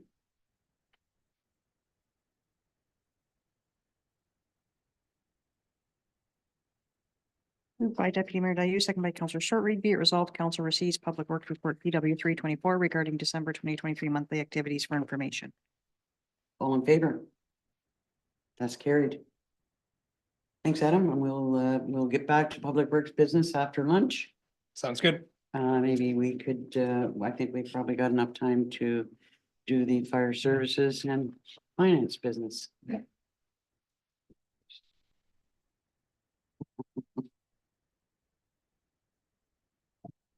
Morning, Chief. Morning, Mayor and Council. Oh, I guess it's good afternoon. Yes. Anything that you'd like to highlight for us on your monthly activity? report? Yes, there's three things I'd like to highlight today. First one is our training in the month of December. Our training officer did do 2 sessions of ice water training. One was theory 1 week, and the following week when they went to the 3 stations, they did scenarios using the equipment, again, dry land, because we had no ice to practice with. So there will be one more evolution when we get adequate ice to ensure they can do the water entry. Second item I'd like to speak about is we set in our everything for emergency management for compliance, and we have received it. So again, this year, the township is compliant for emergency management. And the last item is just our call volume numbers. For last year, we had 318 calls, and that's up 12.5% based on the past 5-year average. So we're starting to pick up again, and there was a couple major calls there. And for man-hour wise, we had a structure fire that had about 225 man-hours with that department. And the one that really is stands out is the Dorset bushfire we had there with the services of Lake Base too. It calculates over 400 hours of man-hours to put that fire out. So our volunteers are great in what they do, and they're available for us. And I can't say enough for how they participate. When you get a bigger fire like that, it seems like we get everybody there, which is really good. So that's the update. My apologies to you for confusion on dates yesterday. There were a lot of dates flying at me, and I'm good to go with the dates that you're proposing. Perfect. Questions on the chief's report? Excuse me, hearing none. Could I have a mover and a seconder to receive it? Councillor Richards, Councillor Berry.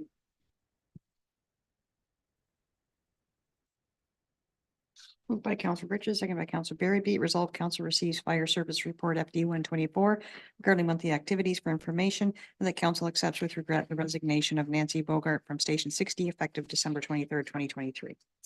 All in favor? That's carried. Thank you, sir. Thank you. Enjoy the rest of your day. And you. Next up is finance business. Good morning, Madam Treasurer. Good morning, or good afternoon, Mayor and Council. First is the audit letters. Yes, thank you. So these are just the standard audit letters, the engagement letter and the planning letter, and it basically they just outline what they will be performing, the services they will be performing for the township. And it's just for council's review and authorization to proceed. Any questions on the audit letters? Could I have a motion, a mover and a seconder to receive the report? Deputy Mayor Dayu, Councillor Richards.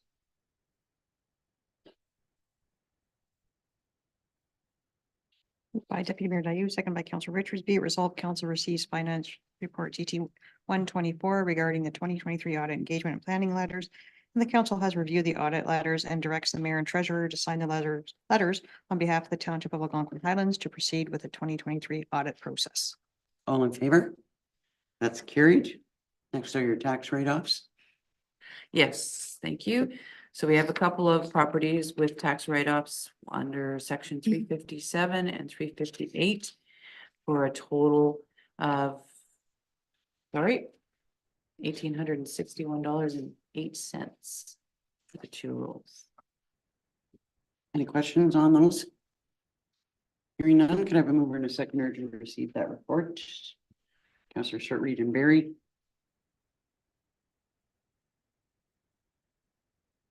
Moved by Councillor Shortreed, second by Councillor Berry. Be it resolved that council receives finance report TT 224 regarding tax write-offs, and the council hereby approves the noted tax write-offs in accordance with section 357 and 358 of the Municipal Act for taxes in the amount of $1,861.08. All in favor? That's carried. And finally is your accounts summary.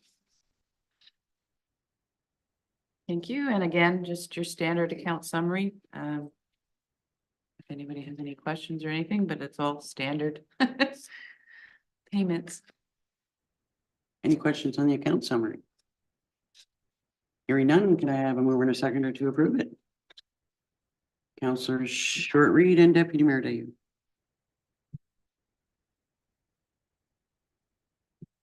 Moved by Councillor Short Reed, seconded by Deputy Mayor Dayu. Be it resolved that council has reviewed the expenditures incurred as set out in account summary report TT 324 in the total amount of $1,622,466.65 and hereby approves payment as same. All in favor?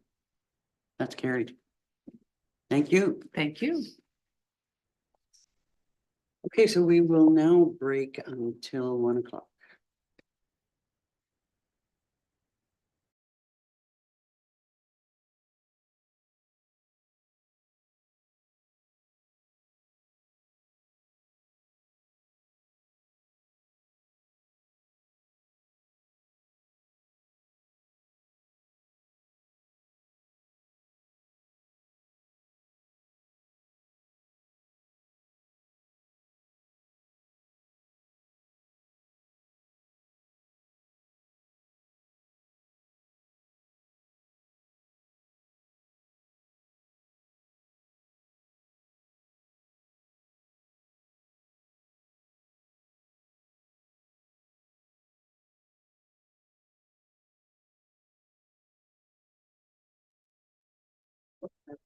Session.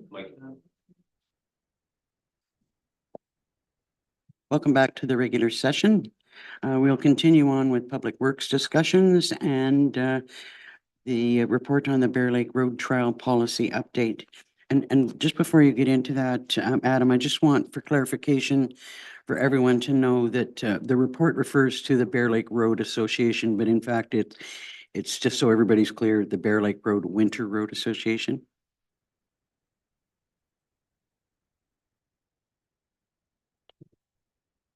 Because there might be some people who disagree with that. Over to you. Thank you for that clarification. Just so as council is aware, we did do the trial period for minimum maintenance over the 2023 season, which was basically started just after June and ran until October. Overall, it was a successful season. Didn't see overly large amounts of damage to the road. Sorry. We didn't see large amounts of damage to the road, nothing that staff could have pinpointed to the exact issue being that because it was plowed. So I mean, that's really good to hear or good to see on a staff standpoint. Again, it was successful over the year. The major complaints that we did hear were regarding the surface treated sections with the potholes that were starting to form and some large areas that have been tore up by vehicles turning in and out of one of the intersections that's right at a surface treated area. Other than that, this was actually overall a really good season for not having large rainfall amounts. We didn't have heavy rainfalls, which is usually the contributing factor to why we would go out and grade a road after we've already put the calcium application down. So we really didn't see that a lot this year. And in addition to that, we did have that big snowfall in around Christmas time, which after that it kind of petered off. So we didn't really have a lot of big snow load either. Other than that, it was a pretty successful season, I'd say. And we did meet up with the group. We had a great conversation. And then from that, a report was being brought forward, as you see before you. There were some recommendations and thoughts put forward by the group that are in the report, and I left them as I found them, and then I just responded to them. I felt that was going to be the easiest way to just so you could see what was brought forward and then what our answers were. So I think at this time it'd be easy just to ask or sorry to answer any of your questions. And I'm sure there will be some. The one question I would ask first before we get down into the details, based on your saying that there wasn't any damage based on the work that was done last winter, do you think that that's a bit of a moving target? Like, is it because of the season that we had, or could it be different in different types of winter if they're more severe or more or less snow? Sure. It's just kind of a one-off. Well, through you, Mayor, it would vary season by season, but So the hard part here is that I could never ever just sit and say, yeah, this damage was caused because the road was plowed unless we witnessed it. That would be nearly impossible to determine. What happened in the past, so all council is aware of, is that we would block the road off. Now, blocking the road off didn't stop the big ATVs with tracks and big vehicles that could drive around into the bush. So obviously that we couldn't stop that, but we would never open the road and start maintaining it until after May. So as an example, if we had a real light winter and the snow melted off early April, that allows all kinds of equipment, trucks, ATVs, whatever the case may be, to travel up and down that road when typically we would have it blocked off. So that would be the only factor that I could honestly say would play into potential damage to the road, is that from previous years would be that it was always blocked off, not allowing traffic. Now it's a month and a half sooner, potentially, depending on the season, that it's not blocked and anyone can drive down it.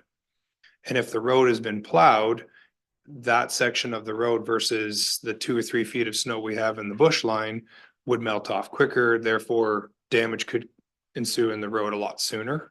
But that is something that we would have to, going forward, would have to inspect as we, as the minimum maintenance policy speaks to, because we would never be able to definitively say, because it was plowed, damage was caused without seeing it. You've given us a lot of detailed information here, and I think that's really helpful for members of council who weren't in attendance at the meeting that Deputy Mayor Dayu and I attended. I guess you've got some options for us to look at, so I'm looking to council for questions and comments. Go ahead, Nick. I just have one thing I'd like to say before we do get into the questions, is that I know a question is going to come up around the culvert and around permits. And I would respectfully say to council that as we go through this process, despite whether we move forward in any direction and who does the work, if council decides the township is going to do all the work and we take on all the liability and we are doing all of the permitted work, it really doesn't matter how we get the permits, it's that we would get them. So I was just hoping to be able to clarify that we don't get lost in the weeds of the permitting portion of it, because either we're doing it and we're getting permits, or we're doing it and we're not getting permits, I think is the easiest way to take this direction. There's not really an in-between. How about we're doing it, but on a case-by-case basis, But depending on the severity and the circumstances?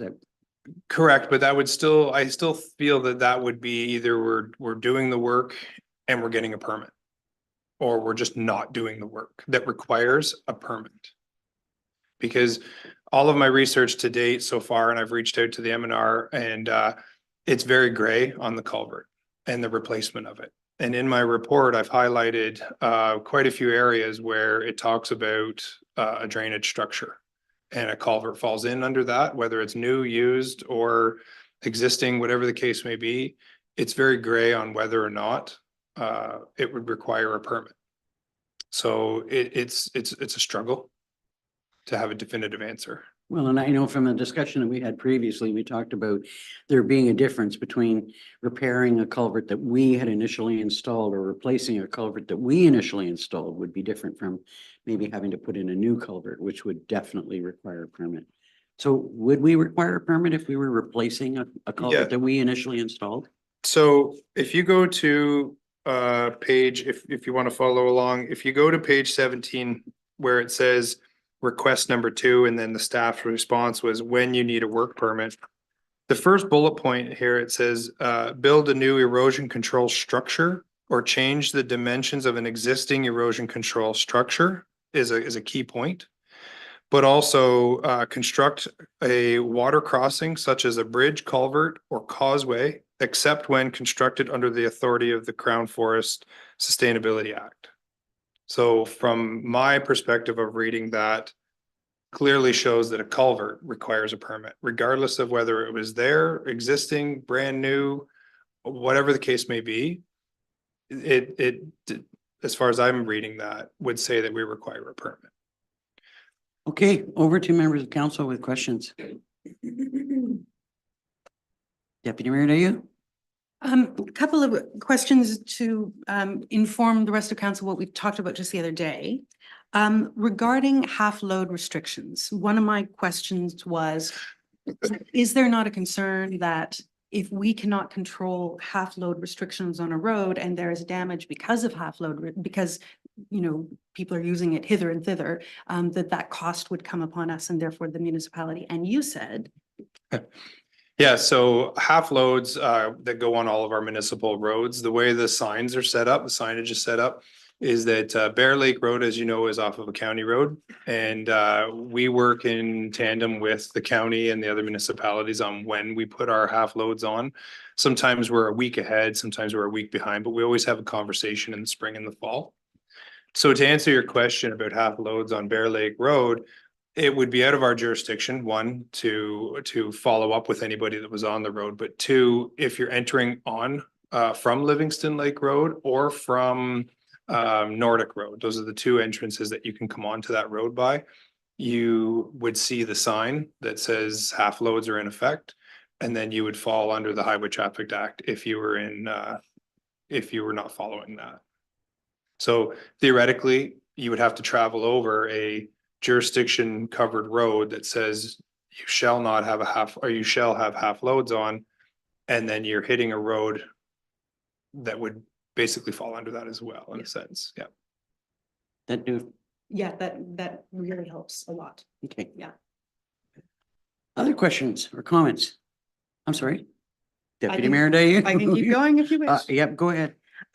Another thing that we talked about was the fact that we have a potential for patching potholes, patching this, patching that, doing smaller measures before getting to a stage where we need to completely reconstruct the road, and then potentially being faced with reconstruction, which we couldn't do unless perhaps we had a permit for it. But what would happen when we've put in so much effort to patch things that we have no option left rather than to reconstruct the road? Yes, so basically with the surface treated sections that are on Bear Lake Road, the way we would face that if council chooses to go forward with the township maintaining the road at any level, we have the time based on the AMP that we would not be replacing those surface treated sections. I think it's until 2032. Let me just look here. Pulverized and double surface treatment would be 2032, 2033, and 2034. So we have some time to decide how we want to approach that. In that time, we would definitely, if council chooses to maintain the road, then we would reach out to the M&R and say, look, this is what we have going on here. Do you require a work permit for it? And then that goes back to that deciding factor that we need to make is, are we maintaining the road? Anything that requires a permit, we are not maintaining. That is for someone else to deal with. Or are we just going to do everything? And if a permit is required, then we would acquire the permit. Until such time, we would just maintain it as we maintain our regular roads. What would we do if it was, as you mentioned in your report, maintain it like we do other seasonal roads? So what would your response be if it was another seasonal road? Right, so if it was are you just referring to the road in general or the surface treated sections? Surface treated section. Okay, so surface treated, we don't have any other seasonal roads that have surface treated. The only closest one that we could look at would be potentially Austin Lake Road. It is half of it is a seasonal road, the other half is year round. So it's the only road that would have a surface treated section, which is actually asphalt because it was the old Highway 35. So that would be the only one that would come relatively close, but really it's in the same sports field, just not in the same field, if you follow me. So really, this would be a unique situation in that case for us. But maintaining the surface treated sections would fall under our regular routine of maintenance that we currently provide for all of our surface treated roads. Councillor Richards, and I'm sure back to Deputy Mayor Dayu. I was just following in kind of the same line as that. If this was our road whether seasonal or non-seasonal, and it required a culvert replacement, we would likely just go ahead and do that, right? That is correct. So,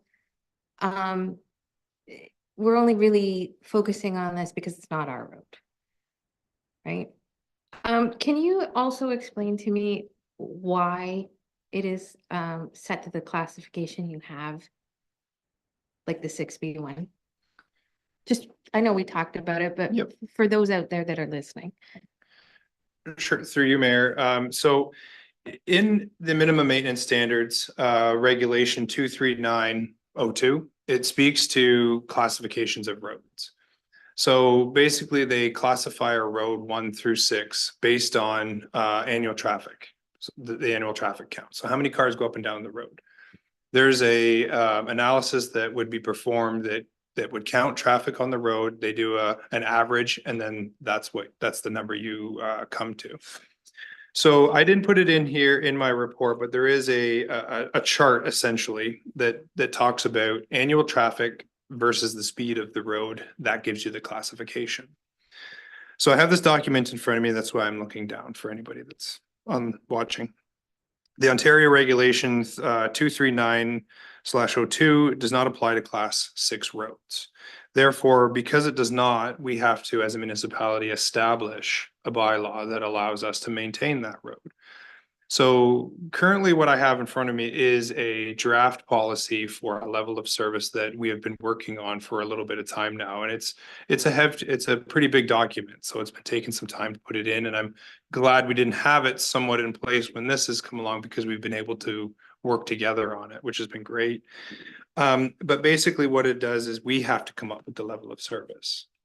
So based on the fact that the road is not ours at all, not one bit, we've identified that, and this group has also identified that we do not own the road. We do not have jurisdiction over it. It is not a municipal road, therefore it does not fall under minimum maintenance standards. So theoretically, we could make it whatever council chooses to make it.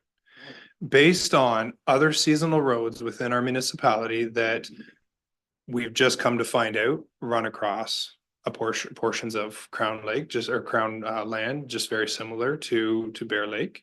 And those that run across open township right away, we classified them the same. So we've grouped them together because they have very similar attributes: the speed of the road, the style of the road, the amount of people that are on the road, things of that nature. And it's also keeping up with the 50 years of service we've already provided it. So the main thing to remember is that the road is not ours and we have no jurisdiction over it. Back to Deputy Mayor Dayu. I have really no other questions. I think my principal point is that my original contention was, and I maintain, I would like us to be able to provide as close to the level of service that we provided before, given our legal restrictions. And so if that means that we can do all of the minor maintenance that we had before in the times that we used to offer it, which was a little bit more flexible than, June 1st to October 31st, plus acquire permits in order to do some of the other things or all of the other things that we would have normally done, presuming that not every permit application requires a letter from a lawyer and a fresh survey and everything else, which is something like we wouldn't be able to discount that. But if we could basically do what we've done before using minor maintenance and getting out permits, I would like to continue to do that. Just something you triggered and a thought when I had a conversation yesterday with an M&R was that depending on the structure, the culvert, if you will, could fall under an environmental assessment. So to replace a culvert, we could fall under an environmental assessment. Just, I wanted to make you aware of that. Madam CAO first, and then Councillor Berry. Just to aid with the conversation, and to add on to Councillor Dayu, Deputy Mayor Dayu, is I think we do need to differentiate minor maintenance from the additional things that council is hoping we will do. Because the minor maintenance activities are defined in the act. So if council wants us to go back to what the maintenance we were doing before, that's not minor maintenance as defined. So it would need to be something different.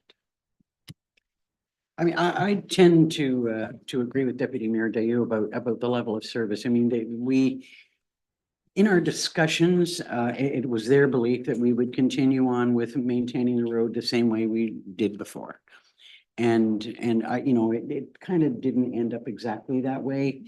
And I suspect it's because of that differentiation that you're just mentioning.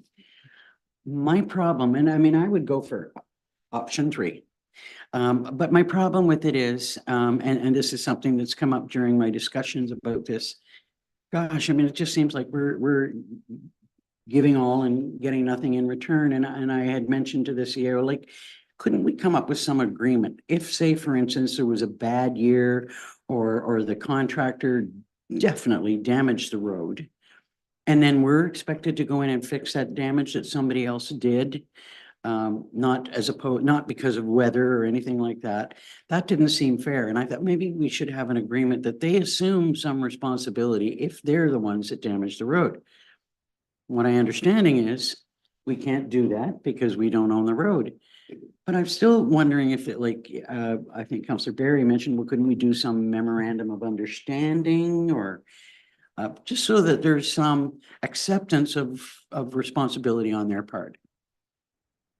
Are you thinking along the lines of something like that so that there would be a second party to take on the responsibility of damage to the road versus the liability should someone get hurt? Yes. What I will say, well, yeah, I mean, the Bear Lake Road Winter Maintenance Association. If their contractor, that person that they've contracted actually does damage to the road, we shouldn't have to pay to fix that. Or, I'm not sure what your best approach would be to that. So in speaking to the damage of the road, through conversation with the CAO, we did have a little discussion about keeping the date the same, the June 1st date, and requesting that the Winter Road Association, they do 1 grading or 2 gradings before the township will come onto the road. So, the road has to be graded and then we can take on the summer maintenance of it. I think we also need to address the winter portion of it. I would strongly recommend that we stay off the road altogether in the winter, that we don't take on any liability for any maintenance that we do on that road. I would be very concerned with plowing that road when it's not ours, the issues that we could run into with another contractor that's plowing the road.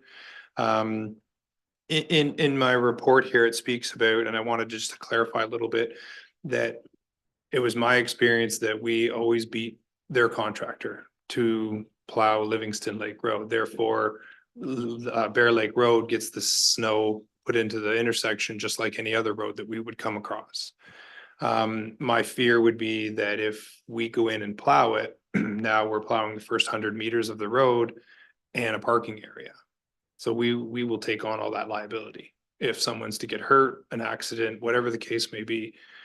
And although we're talking about summer maintenance and we will take 100% of that liability, if something happens, we have to accept that here today. But in the winter time, I think we can avoid it altogether by just staying off of it. So. With respect to your comment about June 1st, going back to what Deputy Mayor Dayu said about like a little bit of flexibility, what we heard was that there have been years when we were able to get in there sooner, not always, no guarantees, but get in there sooner, that they've been able to actually access their cottages like for the May 2-4 weekend. That has happened, and I'm kind of in agreement with being that restrictive with the June 1st date, although I understand the point that you're making. I think that, so our seasonal roads that we currently have in place, the date is May 15th to October 15th. I could be mistaken on the October date, but May 15th is for sure the start date. So we don't have to perform any maintenance prior to that. Now, given the way that if it's a season where it's completely dry and we have focused on all of our municipal roads first, we've always moved into our class 6 road or our class 6A road. We've always focused on them. They're the last ones we get to. It doesn't matter which end of the township. We just always get to them last.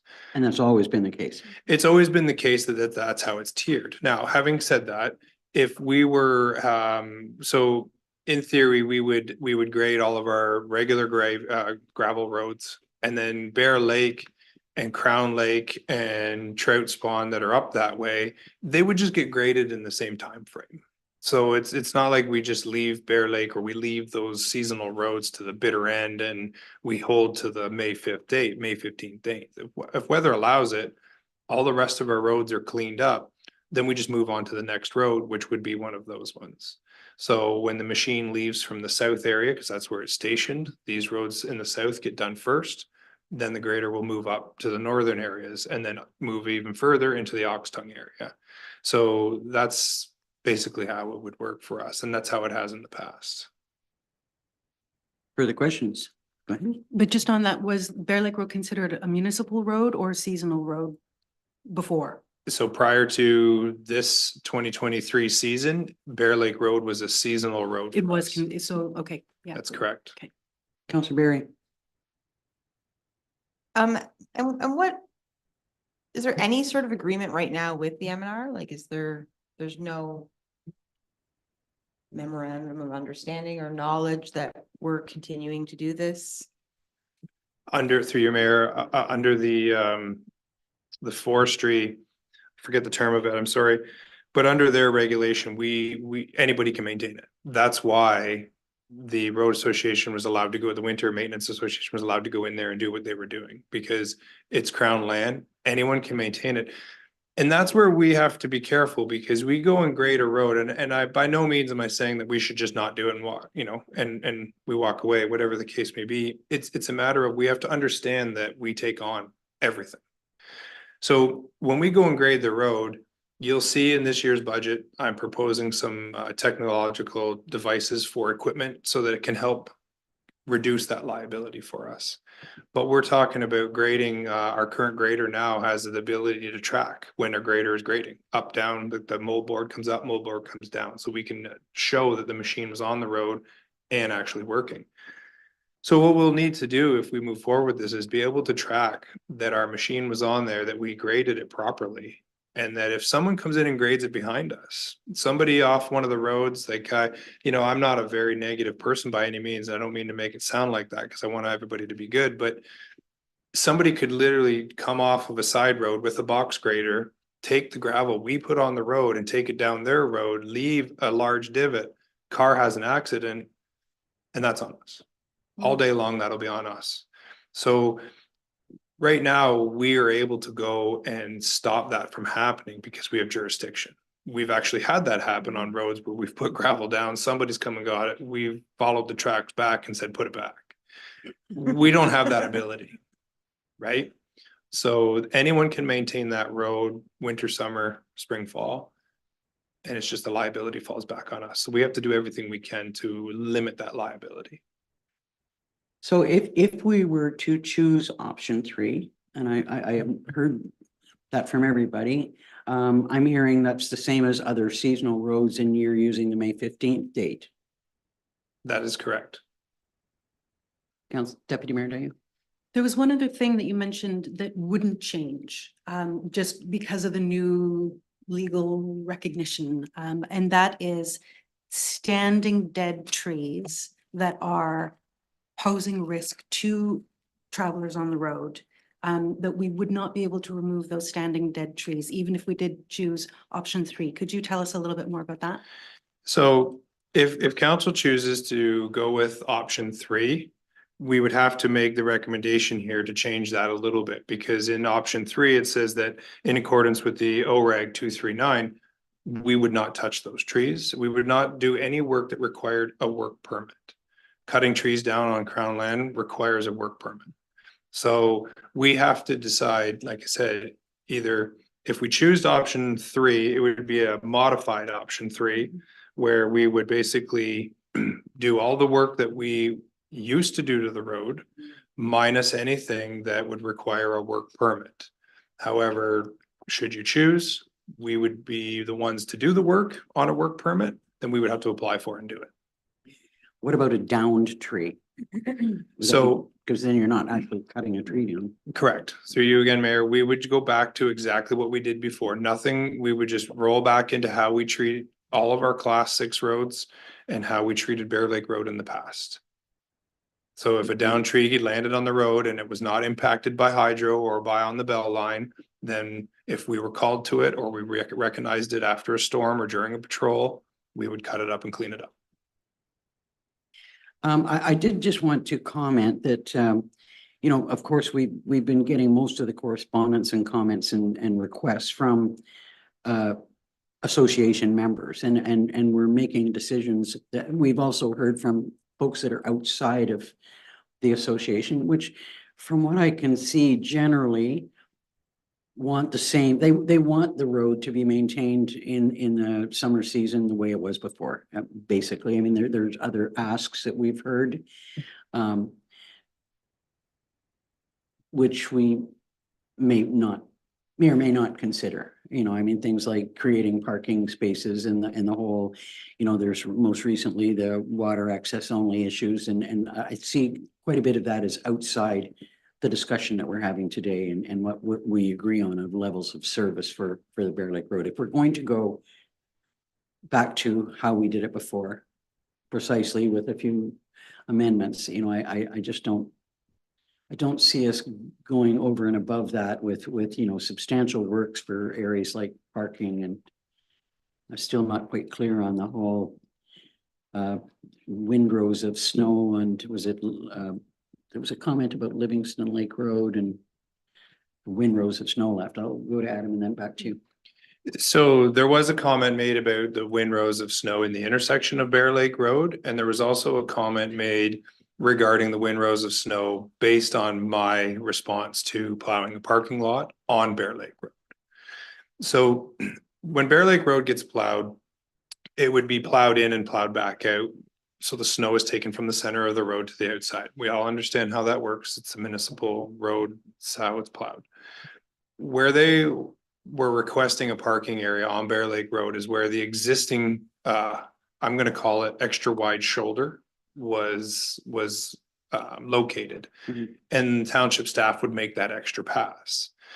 Because of our route, we're up there pretty early, so we would get to that intersection before the contractor would. So therefore, they always got a lot more snow than they ever got before because we had always plowed it. Now that we're not plowing it, they get the snow off the road into the intersection, just like I said, like any other road does, that we don't maintain. If we were to maintain, their request was to maintain the first section of to create this parking area or to clean this parking area. If we're not maintaining that first 100 meters, well, then we're only trying to drive through that snow cone, if you will, to plow a parking area for the contractor to potentially just plow over top of it. Or what I had said is that the contractor would leave a windrow as to not plow over top of what we've already plowed and sanded. It'd be like double plowing, and that really doesn't make any sense. And that's where my worry is with the liability of it, is if we plow and sand it and the contractor plows over top of it and moves all of our sand or covers it, well, then we're even, you know, we're just back into that liability thing again. And that was my recommendation, to stay off Bear Lake Road altogether in the winter, but made the recommendation that maybe the contractor be asked to come earlier so the road can be plowed. And with it not being township jurisdiction on that road, if the road association would like to, they can widen the road. They can purchase gravel. They can have their contractor come and widen a section as wide as they want. Without a permit? Well, they would have to reach out to the M&R because it does speak to widening the road. It says that a work permit is required if you are changing, realigning, or widening. So that is something that they could potentially look at doing, creating themselves And I mean, I don't think that that would be unreasonable for the people that want to park there to pay for it. But in closing, I'd like to say, just as we move on here with options, I think if you were considering option 3, is that we would just need to modify that to the point either we are or we're not doing permitted work.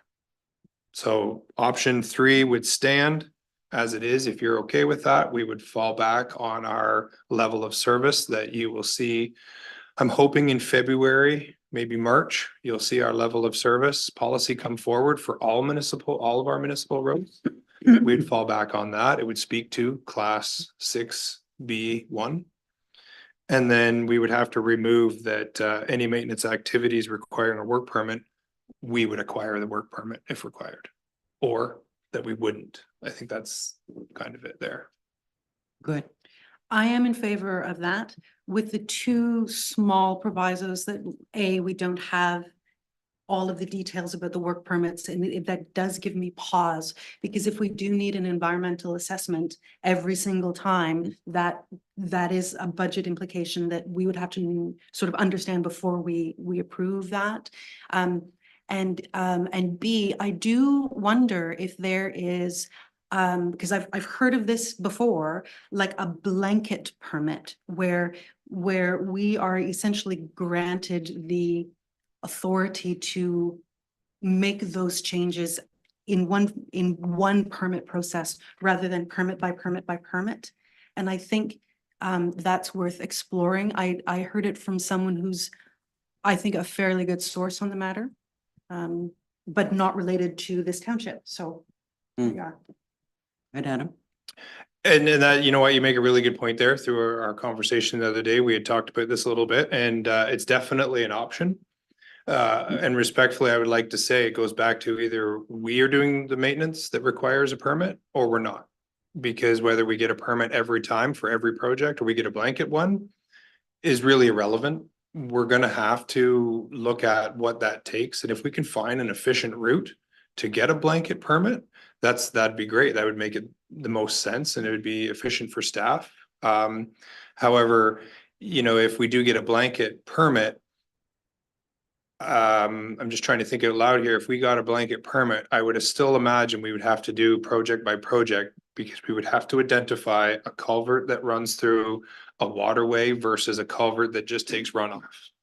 Whether an environmental assessment would be needed or if it wouldn't be needed. So I like your idea of the blanket policy, and if council chooses to go that route of us doing the work, or sorry, a blanket permit. If council chooses for us to go that route, I would definitely be looking into that further, because it would be a lot easier. But the fact of the matter is either we are or we're not. Well, if you have to bring, it sounds like you're going to have to bring it back to us with, a few minor amendments made. And even that you would bring a policy that would include maintenance of all the seasonal roads, including Bear Lake Road, as opposed to having a separate agreement.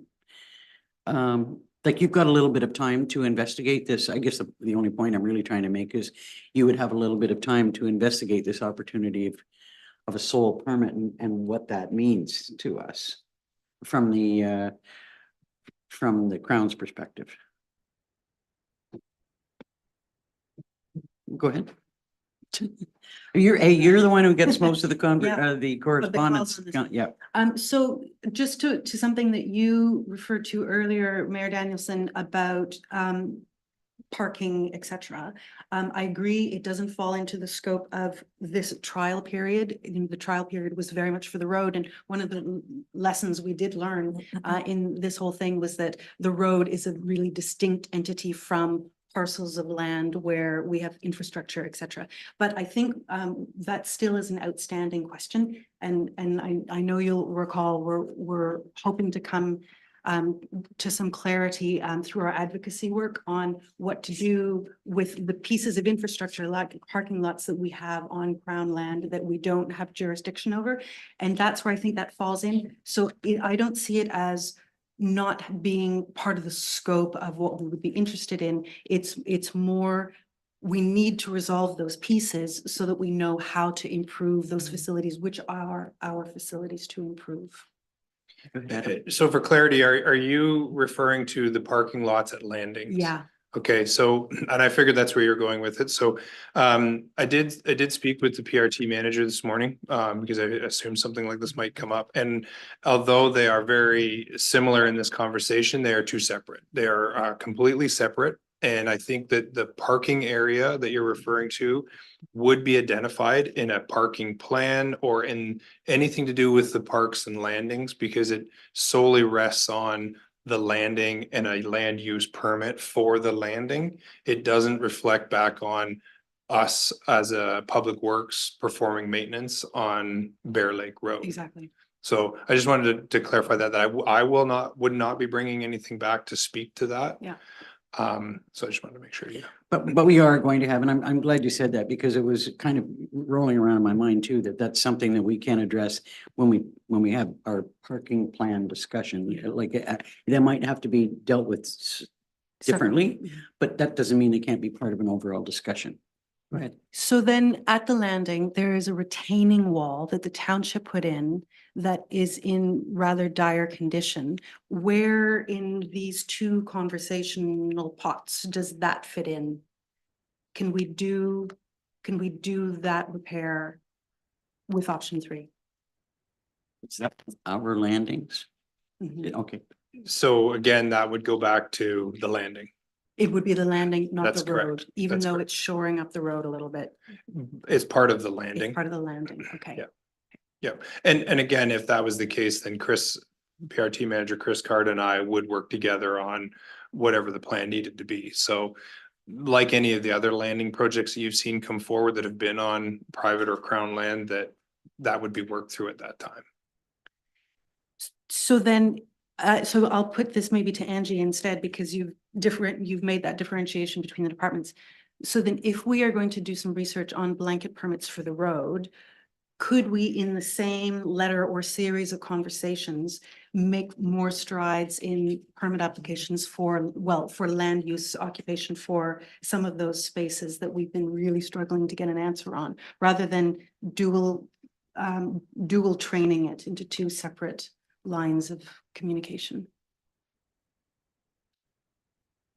I don't know the answer to that. I don't know if they live within the same departments even. of Okay. Them in our, but we can do the research on that to see for sure. If I may. Yes, you sure can. So if council is heading towards, then that's what I'm hearing, I think, is option 3. But with some additional information needed on the one piece. I just want to clarify that if that's where we're going, it will come back, and I believe the intent is to rescind the bylaw that gives the stipulations around the trial period for the level of service on Bear Lake Road. And establish a new one. Or no, or it just goes into the policy that we're developing. Okay. Yeah. I mean, however, I don't think that it really matters to those who are concerned about this, how we go about our process, as long as we're committed to, we have a policy to do this and this, that they know that we're going to go ahead in taking a certain direction, whether it's in a policy or a bylaw. I don't think will matter to them. It's just what we need to do for our own purposes. Any thoughts on that? You see your wheels turning. The wheels are turning, but not on that. Okay. Okay. Getting back then to the point that you made about what happens when there is damage to the road that can be either directly attributed to a winter plow or more nebulously be attributed to the fact that the road has been plowed. So the fact that the frost thawing rates are different and people have gone on the road when perhaps it was a vulnerable time. I think we would all feel more comfortable if we had a way of grasping what happens. Well, I know that that's a point that Councillor Richards has raised as her primary concern, that there be some understanding, some level of agreement, whether it's a kind of a memorandum of understanding or like, I'm not sure what we can call it, but that there be some acceptance of responsibility. I mean, we're obviously taking on responsibility and liability, and if they're going to be working on the road, I think they need to be prepared to do something as well. See Angie's hand, I think, and then we'll come back to you, Councillor Richards. And this is where the difficulty lies, is we can't ask them to enter into an agreement on something we don't own. It would be the M&R's responsibility to enter into that agreement with them. Even if it was, I mean, if we're not calling it an agreement, like I still think that there's got to be a way for us to come to, I'm using the word agreement, to come to some terms, some form of agreement without it being an official agreement that's associated with, ownership. And I don't know what the answer is to that. It just, I know that it's an issue that is, we're hearing from, a number of members of council, and that, we want some level of comfort that they're, and I don't believe that this is the case, that they're going to go in there and wreck the road. But things happen, I mean, that we've seen, I know that there was an incident this year where, somebody got stuck and did some damage to the road, and I don't know who's responsible, but I guess the point is that damage is something that could happen for a variety of reasons, and is it always going to be on us to be responsible for that, even if we had nothing to do with it? That's not quite right. Councillor Richards. Yeah, I have very big liability concerns with this, and I'm going to respect that previous council made the decision to go forward and that you have already heard that, and I'm not going to repeat it. So I'm going to accept that our current insurance is covering the liability associated with us maintaining this road, whether seasonally or not. But I do think everyone should recognize that that is against the entire municipality. And in an era where we are trying to mitigate liability and have made decisions to mitigate liability in other areas, despite what our constituents believe, we're giving Bear Lake Road residents a very big gift here. And if we can't get them to come to the table in some kind of an agreement, that's very unfortunate, because we are giving them a lot. So I'm hoping that the concept of not touching that road in the winter, that is followed up with some sort of signage to support that, like is on the road beside me, where it says municipally maintained only from, May 15th to October 15th or something like that. I hope we can put that signage, probably not on the road, but somewhere nearby, so that it's very clear, because we already have an existing lawsuit for something similar, right? So.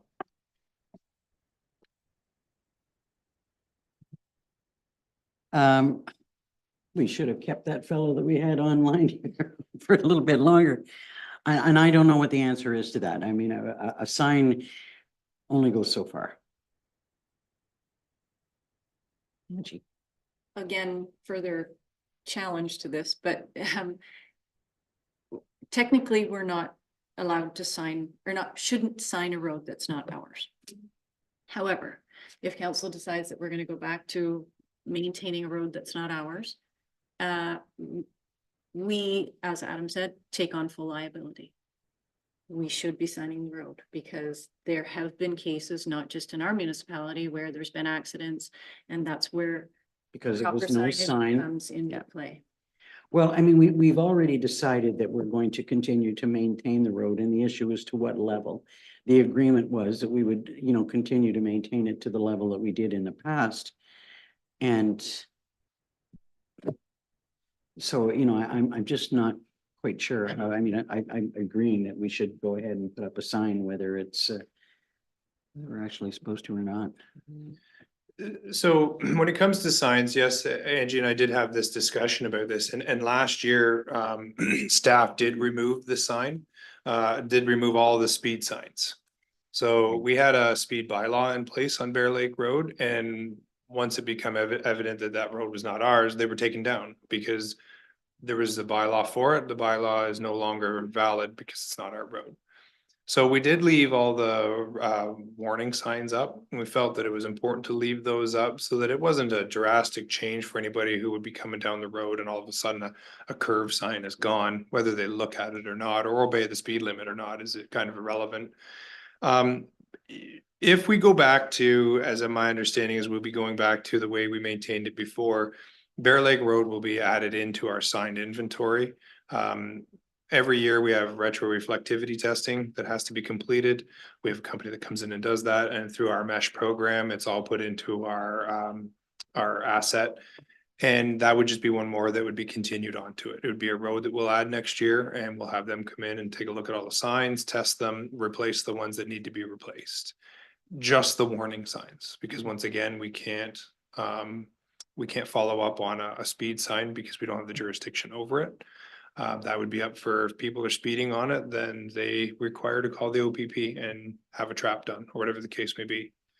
When it comes to signage, as far as that we maintain the road, I don't think it's gonna make a difference whether we put a sign up or we don't have a sign up when it comes to liability, because it's our baby as soon as we touch it. So we can put a sign up like we had before. The municipality only maintains the road from, and I would be going back to what we used to maintain from May 15th to October 15th. And then that sign would just be put back up, because we did have one on there. We just took it down when it was no longer ours. So instead of having that sign 200 meters up the road, it would actually be at the intersection of the road. Just so anybody driving by on Livingston, or right as soon as they pull in, would see that the municipality only maintains the road from a set time frame. And then strongly recommend again that we stay off of it in the wintertime. Yeah, I think you're hearing agreement on that, both aspects. Reinstate the sign and yeah, stick to the timeframe. Angie? Just one further question around the direction on inclusion of capital projects for the road. Assuming then that council wants us to restart planning for capital projects on the road.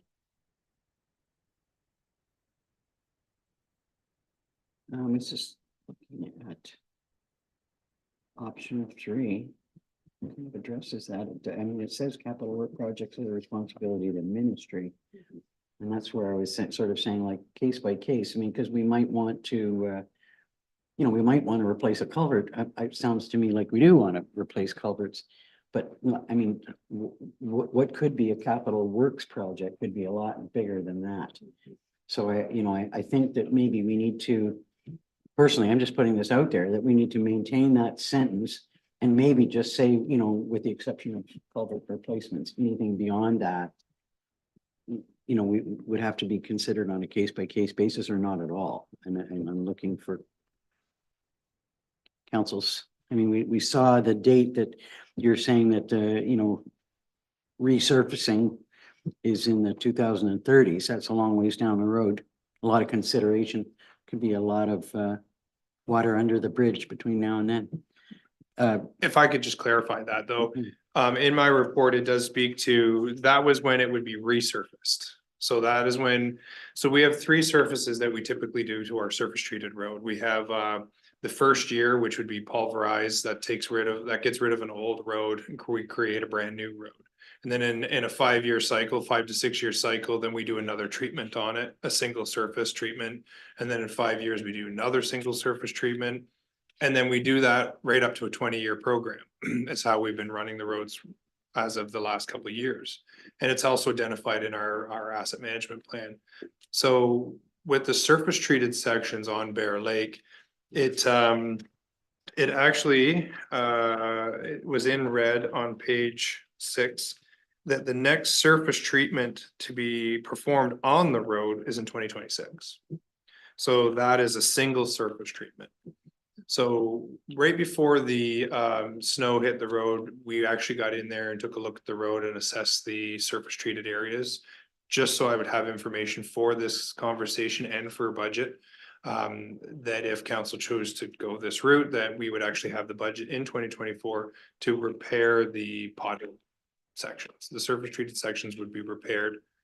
Then if council chooses to continue that route, then we would just maintain it as as per the policy, as per we do all of our other roads.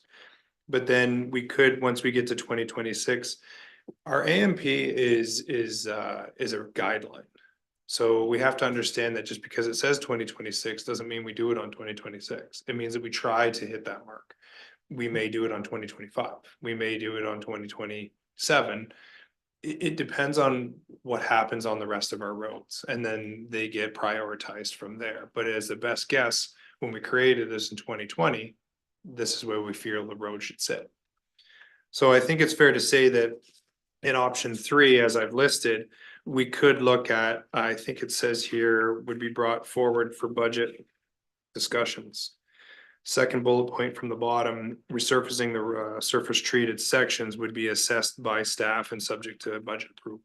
That's fair enough. So I'd like to think that staff bring forward a lot of great information, and if something like this was coming along where we would have to look at treating it, knowing the delicate situation we have here, whether it be projects and priorities, that's when it would be brought up, or through conversations with our CAO that, hey, we're looking at potentially doing this, or the road's in really good shape, we're actually gonna hold back a year. We could bring that forward at that time. When So you- I'm hearing that we do, I mean, we're all concerned, and I think the greatest concern that we've all heard are the potholes on the surface treated section of the road. There's a couple of really bad spots. I'm hearing that would be maintenance, not capital projects. Until we go to replace it. Okay, Yes. and then what about if there was a major washout? Would that be termed as a capital project, or would that be termed as maintenance or repair?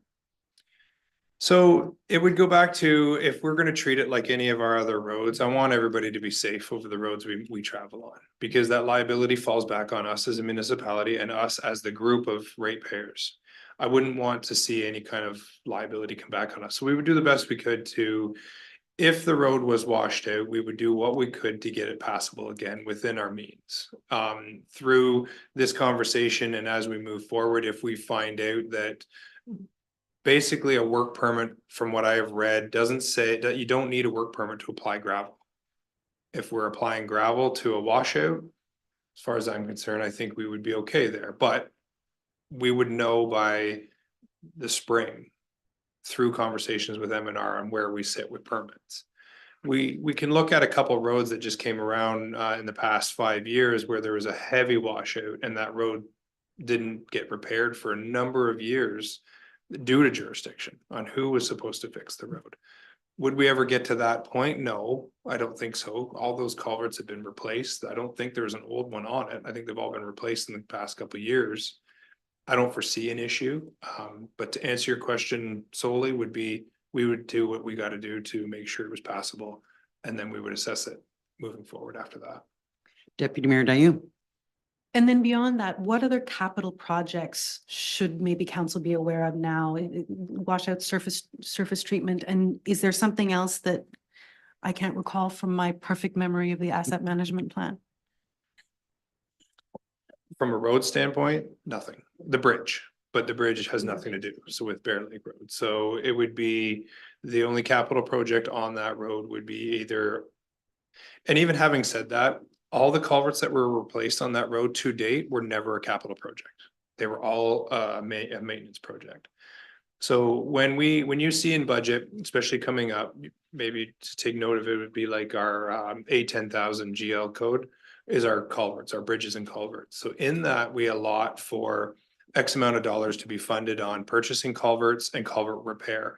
We do go around, we actually have through Mesh an inventory of our assets of culverts, which has been a great project for our program for us. But we only have 6 culverts in the township that I'm aware of that are actual capital projects if we were to replace them, and they're not on Bear Lake Road. So anything like that would be a maintenance project. So are there any more questions or concerns? I guess I want to hear that from council that you want to roll this in with the other seasonal roads in the policy that's being developed, or you want a separate policy for Bear Lake Road? Councillor Barry, then Councillor Richards. I like the idea of it being rolled in. I feel like that's the natural next progression. Okay, Counselor Richards? Yeah, I agree. I don't think that Bear Lake Road should be treated on a service level differently than anyone else in our township. I'm still concerned As about. far as seasonal roads? Yeah, as far as seasonal roads, I'm still concerned about some of the liability issues, but hopefully we're gonna work through that. Counselor Short-Reed? Agreed as well. Okay. That's, so we've got, is that clear? Okay. So do we pass a resolution at this point in time, or do we wait for the policy to come back and there just be an understanding that we're all supportive of option 3 with some won't be exactly like this? Council could rescind the bylaw if they so choose today. One thing of note, though, is we will need a separate agreement ongoing for what's needed to be in place for the plowing of the bridge. Currently, that's contained in the bylaw.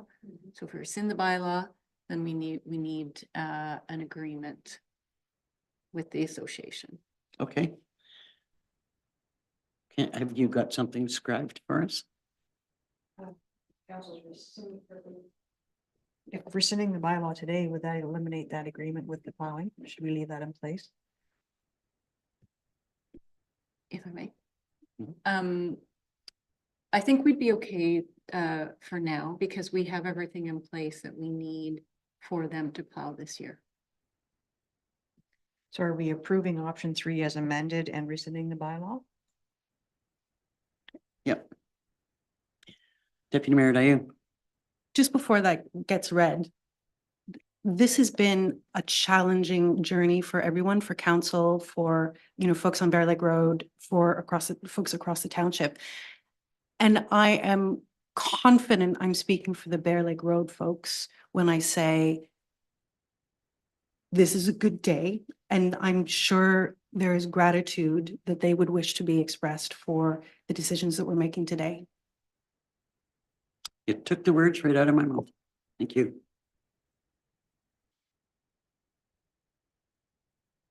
We shall wait for our scriber.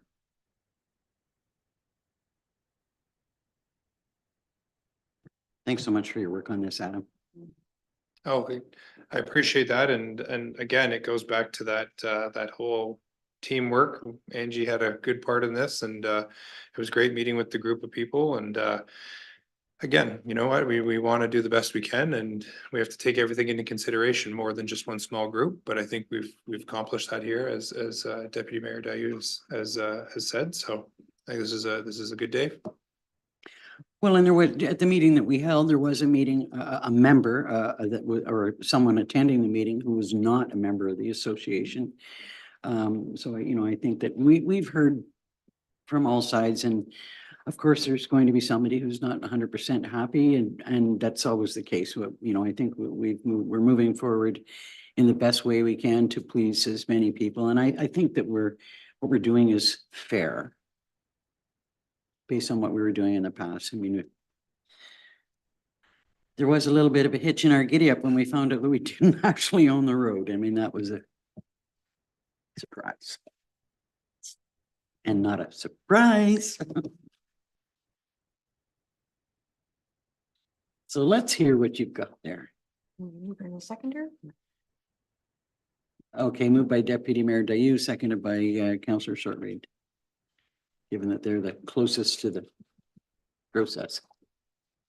By Deputy Mayor Dayu, second by Councillor Short-Reed, be it resolved, Council receives Public Works Report PW 424 regarding the Bear Lake Road Trial Policy Update for information. The council directs staff to proceed with option 3 as amended with the start date of June 1st, 2024, and further that bylaw 2022-108 adopting a level of service trial policy Bear Lake Road is hereby rescinded. The June 1st date is, I think we agreed that it would be May 15th, the same as the others. Okay, make that amendment.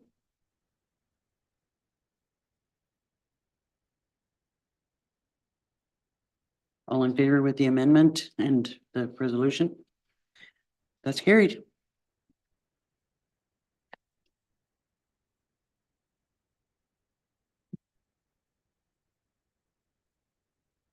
Well, moving on to admin business. And another interesting topic, the election of deputy mayor. This was something that was raised by thanks again, Adam. By the previous council, well, actually, it's been talked kind of off and on a number of times about, what the best process was. And it's being brought back by the clerk because it's this council's responsibility to give direction on whether we want to continue to investigate that. I know that, I've had conversations with several of you about what I saw as being, well, okay, if we decided to do this, here are the things that may or may not happen. The clerk has suggested that there might be more options there than we realize. But she wasn't going to, go into investigating until she's got direction from us on whether we're interested in pursuing it. And I mean, my initial thoughts were it would we would have to either have 2 more members of council, or we would have to pull one of the members from Stanhope, which I'm not sure I agree with, because that's where our greatest population is. There's been implications, like you've raised implications about the impact it would have on the person if they had to run for deputy mayor at large. And what happens if a future council decides that we're going to amalgamate, and is this all for naught? But I am kind of interested in hearing what those other options might be. But anyway, I look to hear from each of you on your thoughts about whether we need to pursue this or should pursue this or not. Councillor Richards. Yeah, on the 2 options you've mentioned, I would really not be supportive. Obviously, I'm not going to support Stanhope losing representation. And adding an additional 2 members of council just doesn't make sense to me. Too much money involved. It's too much money involved, and council's not paid appropriately as it is. So I would be interested to hear if there was other alternatives, but if any of those alternatives would increase the size of council, I wouldn't support it. So I would really hate to see staff spend that much time on something like this. If we're ultimately going to say, nah, we're not interested. Yeah, and I do believe that our community, our taxpayers do want to be able to vote for their deputy mayor, and rightly so. But I also think that they would not like either of those options either. So, I think we need to respect that the people in this room are representative of our population by vote as it is. And so our vote is an extension of theirs when we do it around this table. Points well taken. Other comments? Councillor Barry?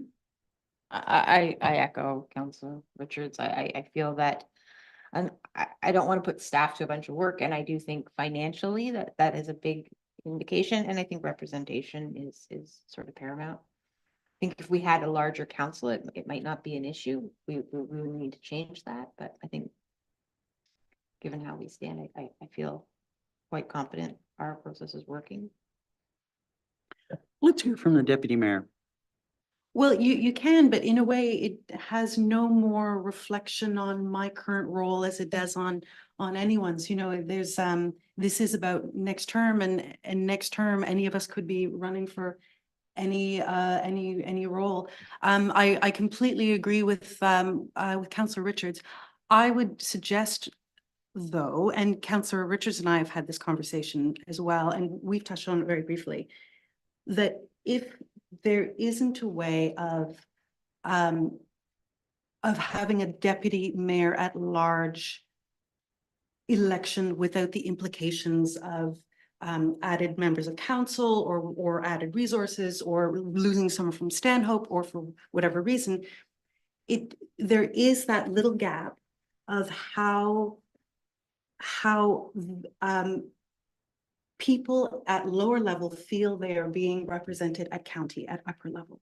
And perhaps there is a way, and it was Councillor Richards' idea, perhaps there's a way that we could have a conversation about what does representation of deputy mayor and mayor at county mean when it comes to representing the will of this group, which is the will of the people who voted in for this group. There's just that little sliver of gap between the electorate and that county role that Mhm. maybe we could fill even with a general conversation about it.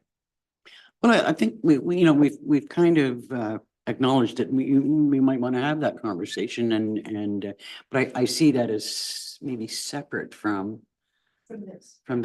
And if you're, you know, if we're all in agreement that that's a separate conversation that we can have about expectations that what for this council, what you three have expectations of Jen and I, or Deputy Mayor Dayu and I, when we go to council. And I think that that would be worthwhile. I know that we've talked about, you know, adding a report onto into our procedural bylaw, and that's part of it, but it may not cover all of the conversation. So what I'm hearing is that at this point in time, we're not interested in pursuing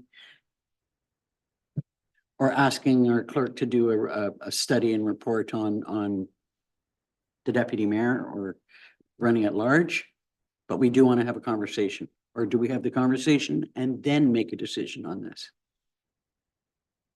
Am I making sense? Councillor Richards. Yeah, I think the conversation on election of deputy mayor is over. I don't think we need to move forward with that. I know that we discussed adding to our procedural bylaw a standing item to discuss county issues. I think it might be worthwhile to start with doing that. And then, you know, maybe a few months later, revisit the conversation on the role of mayor and deputy at county. Okay, so I think you're generally hearing that we do not pursue your investigation at this point in time. Could I have a mover and a seconder for that? Councillor Short-Reed and Barry. By Councillor Short-Reed, second by Councillor Berry, be it resolved that council receives clerk report CO 124 regarding the election process of deputy mayor for information. All in favor? That's carried. Next is the Stanhope Museum. We have a committee update. Are there any comments that members of council want to bring forward? Something we need to know. Councillor Berry. I mean, this meeting was sort of our wrap up for 2023. I just wanted it to be said that we did have at this meeting, there was some great discussions about some new exhibition ideas.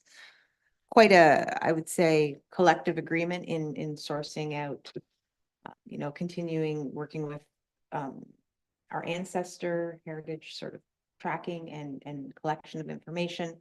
And the committee, specifically one of our committee members, has gone to great lengths to come up with a marketing plan that'll be coming to council in the next, probably not next meeting, but then it'll probably come to us through minutes in the next, probably in March. Is there a financial implication to With the that? marketing plan? Yeah. Not specifically, nothing identified, nothing that would be, I would say, an addition to our thing at this point. Okay.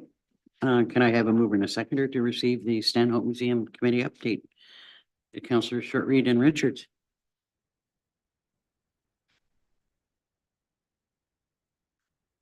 Moved by Councillor Short-Reed, second by Councillor Richards, be it resolved the council receives the December 12th, 2023 Stanhope Museum Committee meeting minutes as information. All in favor? That's carried. Dorset Museum. Anything need to know? No, they were just working on a budget, and this was the end of November, and we'll meet in another 2 weeks. There was nothing in December, so. They've made their budget submission. Okay. Could I have a mover and a seconder to receive that committee update? Councillors Berry and Richards. Question? Sorry, with apologies. With apologies for the gap in my memory, have we recognized the recent donation from the Lawrison Foundation? Yes, we did. We did it the last time. Yeah, Yes, we okay. did. Yeah, okay, good. Yeah. Moved by Counselor Berry, second by Counselor Richards, be it resolved, council receives the November 28th, 2023 Dorset Museum Committee meeting minutes for information. All in favor? That's carried. Well, this is a new report. Just a little bit of information about the most recent Eastern Ontario Wardens Caucus meeting. Last week, I traveled to beautiful downtown Napanee to have our inaugural meeting. The chair and the vice chair were elected, and we will continue to have the same chair as last year. Warden Peter Amon, and the vice chair is Warden Bonnie Clark, who's from, Warden Amon is from Renfrew, and Deputy Chair Bonnie Clark is from Peterborough. They have done an excellent job in the past. We did have a good conversation about communications. Seems to be a theme this year about, you know, how the chair and the vice chair would communicate with us. There seems to be, you know, just a little bit of a disconnect. We had an excellent presentation by Sabine Matheson. It was kind of interesting because I think the Wardens Caucus were sort of feeling like maybe we'd lost our focus a little bit. And she assured us that we had not, and that you know, the focus was with issues that we were dealing with the province with, and she, you know, suggested to us that the roadblocks were at the provincial level, and I think we all felt a little bit better about that because her advice is always, in my mind, stellar. We will be having a meeting in March to talk about our priorities. At the present time, our priorities have been paramedic service, long-term care, and housing, not necessarily in that order. Those remain priorities, but we will be talking about other priorities that affect the region as a whole in March. And I would welcome any thoughts or ideas that anybody's got about things that they would like to see raised at that level. The one thing in particular was that there has been a very strong request from the Eastern Ontario Wardens Caucus that both the lower tier municipalities and the county write letters to our MP and MPP supporting the 7 and 7 project, and to do that fairly quickly in advance of the provincial budget in particular, as well, you know, both budgets really, you know, they feel that that will go a long way in supporting that project. It's a huge project, and at this point in time, it's sounding like, despite the fact that the province has made housing their absolute top priority in many ways other than healthcare, they have two great expectations of the lower tiers to you know, do projects that are certainly a very challenging thing for a municipality like ours. So, and they have not really been supportive of what they're terming a regional approach. And yet there are so many consultants and views that this regional approach is maybe one of the more cost-effective ways of going about, you know, developing housing in Eastern Ontario. So anyway, I'm asking for council to support the notion of writing a letter to MPP Schmale and MP Scott. Just asking them to support, that we support, and asking them to support the project. Any questions in general? It's a really good group to work with. They're absolutely a fabulous bunch. There's a few new people and a few people that are leaving, but you know, it's a good, strong group. And as far as communications, we're moving a little bit away from the delegation model to literally creating teams of wardens who are interested in specific areas to literally go to Queen's Park and sit down with the ministers, as opposed to trying to get a point across in a 15-minute delegation, maybe 6 minutes of which you actually get to speak. You know, otherwise you're nice to meet you, and everybody sits down, and of course there's a picture taken, and that all takes time, and they have questions. So it's really not the most productive process. So could I have a mover and a seconder on the letters to the MP and MPP? Councillors Berry and Richards.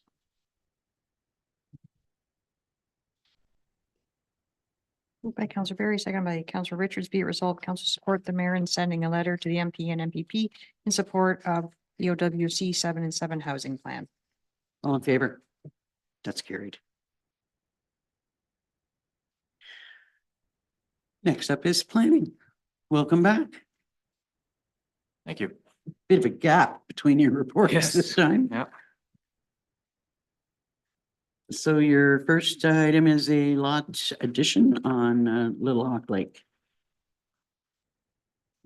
Thank you. Yes, this is a proposed lot addition between two properties that are water access only on Little Hawk Lake. The addition is a boundary adjustment, and that's to recognize a septic system that was constructed partially on the retained lands.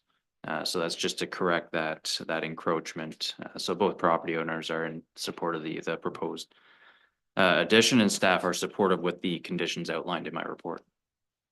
So the addition is simply that little long skinny rectangular piece between the two properties. That is correct, yes. Any questions on that? Deputy Mayor Dayu?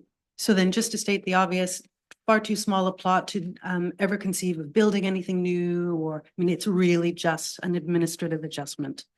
Yes, it Yeah. is just a boundary adjustment to incorporate that septic system. Any other questions? Could I have a mover and a seconder then to recommend approval? Councilors Shortreed and Richards. The next, oh, I'm sorry. Just getting ready on myself. Moved by Counselor Shortreed, second by Counselor Richards, be it resolved, council receives planning report PL 224 regarding proposed severance of lands located at part of lot 28, concession 12, geographic Township of Stanhope, Little Hawk Lake, submitted by Morgan Planning and Development Inc. on behalf of Wiley. And further, that council supports in principle the proposed severance subject to the following conditions: 1, payment of taxes, including penalty and interest; 2, settlement of 5% parkland dedication or cash in lieu in the amount of $100 for the severed parcel shall be paid to the Township of Algonquin Highlands pursuant to section 51(1) of the Planning Act. 3, proposed retained lands be rezoned to recognize deficient lot area and frontage. 4, copy of draft reference plan be submitted to the planner of the Township of Algonquin Highlands for review and comment prior to the registration of the plan. And 5, the severed parcel merge entitled with the benefiting lands. All in favor? That's carried. Next is a proposed right-of-way on Cushog Lake. Yes, thank you. This is an application to establish a right-of-way over a private piece of property in favor of Bell Canada for some utility lines. So it is a fairly straightforward application, and staff would be supportive of the proposal with the conditions outlined in my report. Are there any questions on this application? It's kind of an odd looking right-of-way when you look at the sketch. Could I have a mover and a seconder then to grant provisional, I think it's provisional approval? Councillor Berry, Councillor Shortreed.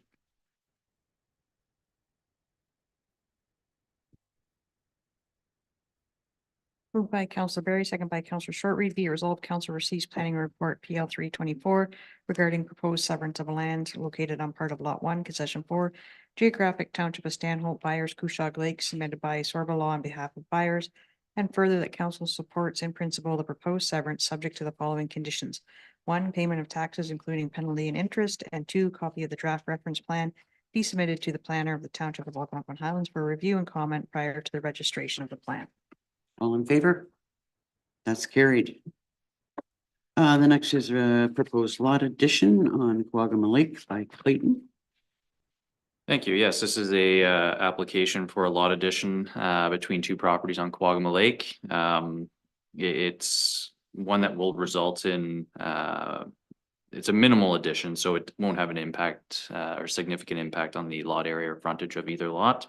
And no new lots being created. It's just to simply increase the size of a smaller lot. Staff are supportive of the proposal and have outlined the conditions in my report. Are there any questions? Could I have a mover and a seconder to support the application in principle? Councilors Berry and Richards.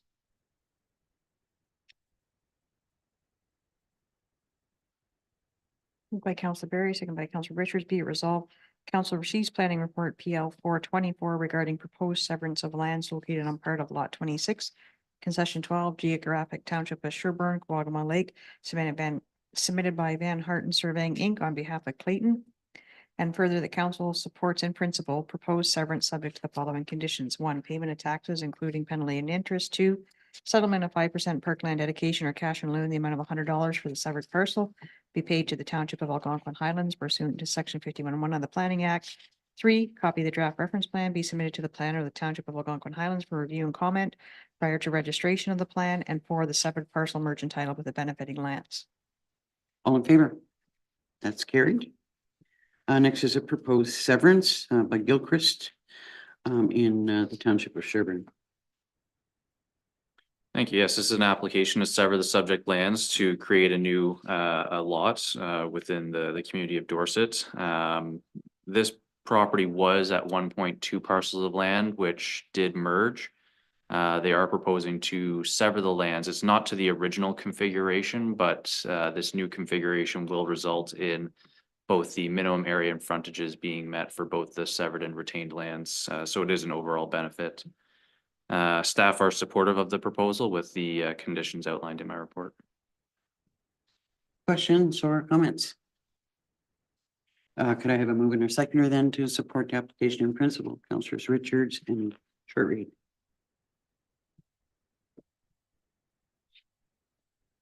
Moved by Councillor Richards, second by Councillor Short-Reed. Be resolved, council receives planning report PL 524 regarding proposed severance of lands located at part of lot 29, concession A, geographic township of Sherburne, Gilchrist, submitted by Melissa Markham Planning and Associates on behalf of Gilchrist. And further, the council supports in principle the proposed severance subject to the following conditions. 1, payment of taxes, including penalty and interest. 2, severed lands being rezoned from general industrial exception 9 zone to general commercial exception 4 zone. 3, the retained lands being rezoned from general commercial exception 4 zone to hamlet residential zone. 4, copy of draft reference plan be submitted to the plan of the Township of Algonquin Highlands for review and comment prior to the registration of the plan. And 5, settlement of 5% parkland dedication or cash in lieu in the amount of $500 for each of the severed parcels shall be paid to the Township of Algonquin Highlands pursuant to section 51(1) of the Planning Act. All in favor? And finally, a proposed shore road allowance closing by Davies and Luther Holdings on Beach Lake. Yeah, this is a joint application between these 2 properties. One is currently vacant and the other is developed with a single family dwelling, detached garage, shed, and a dock.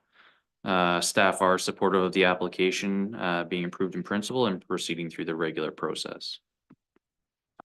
Questions or comments? I have a mover and a seconder then to approve the application in principle. Councillors Short-Reed and Barry. Moved by Councillor Short-Reed, second by Councillor Barry. Be it resolved that council receives report PL 624 regarding proposed shore road allowance closing running property located at part of lot 17, concession 3, geographic township of Stanhope, Beach Lake, and that council approves in principle application OSRA 27AB 23 made to stop up closing of the said shoreline road allowance, and that the applicants are requested to proceed in accordance with the shoreline road allowance closing procedure. All in favor? That's carried. And finally, the Committee of Adjustment set of minutes from December the 8th. Any questions or comments on that? Could I have a mover and a seconder then to receive the update? Councillor Short-Reed, Councillor Richards.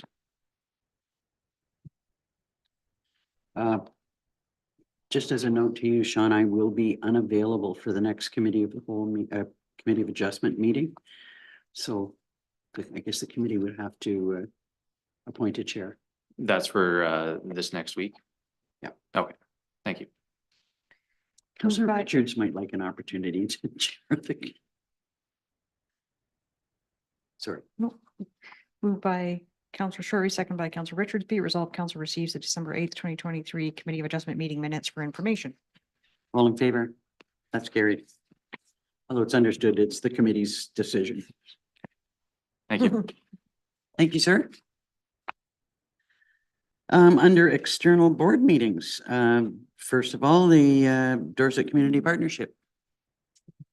Well, as soon as the rec center is open, I think they'll be having their first meeting because they have nowhere to have a meeting right now. Wow. It's not just, they have a whole community meeting, like, Oh, I see. Apartment. Not just their small, Exactly. okay. yeah.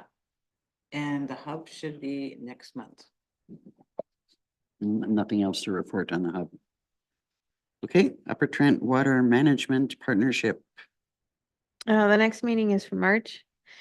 And then on the Muskoka watershed, the next meeting is tomorrow. And we haven't had one since the last update. Nothing to say. Okay. Under community policing, we have been, we haven't had a meeting since we last met, and we're hoping that we'll meet early in February. It just seems like everyone's January is pretty flat out, and so we kind of generally agreed to meet early in February. So hopefully I can bring something back to you. And I will make that call to the detachment commander.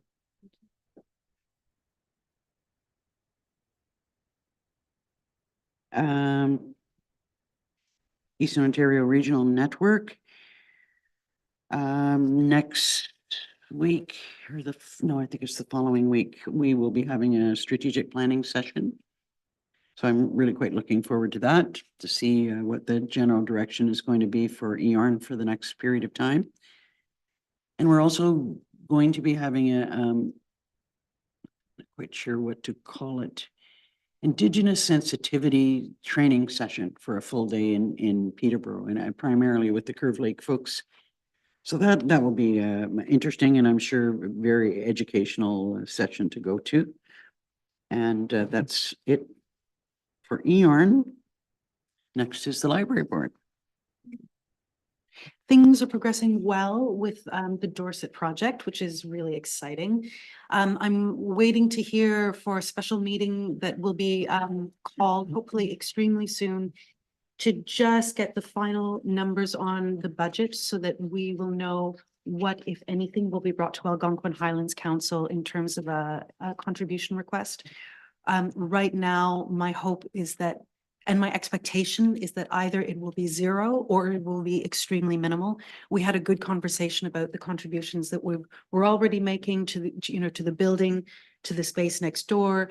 The fact that we have been as a township underserved for the past many, many, many years, so that this, by the board pulling from capital reserves to put towards this capital project would be an appropriate use of those funds to kind of level the playing field a little bit.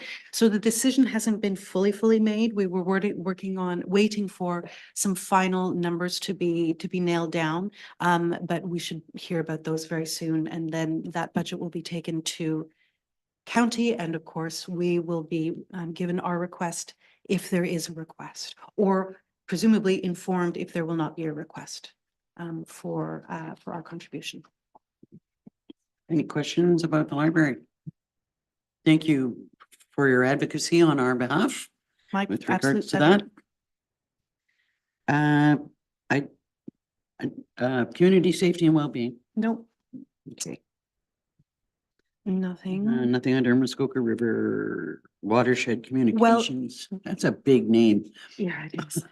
I do have an update. There hasn't been a meeting, but we did receive just a 2-page summary in the last couple of weeks, the highlights of which are, surprise, surprise, we've had a below average snowpack to date in Ontario. They're calling for normal precipitation for the next 3 months and warmer than average temperatures. Again, no surprise if you've been not living under a rock and have been listening to the news. The water levels are currently average. And although you never know when things could change, because they always could, there is no belief at this stage that there's a great risk of flooding, but conditions can change. Based on what we've received so far, it's looking pretty good for the spring. Thank you. And that source document has been circulated to you. Thank you. Community Climate Action Plan Advisory Group. So this one is a bit interesting because our climate action coordinator has taken a job elsewhere, as you already know. This piece of her puzzle is currently paused until we figure out what to do. So stay tuned. Yeah, so there's been some discussion about the position, whether it should remain full-time or part-time, whether there should be some consolidation of roles and responsibilities, and there's a lot of threads to tie together, so I'm sure one or the other of us will bring back news on that when we can.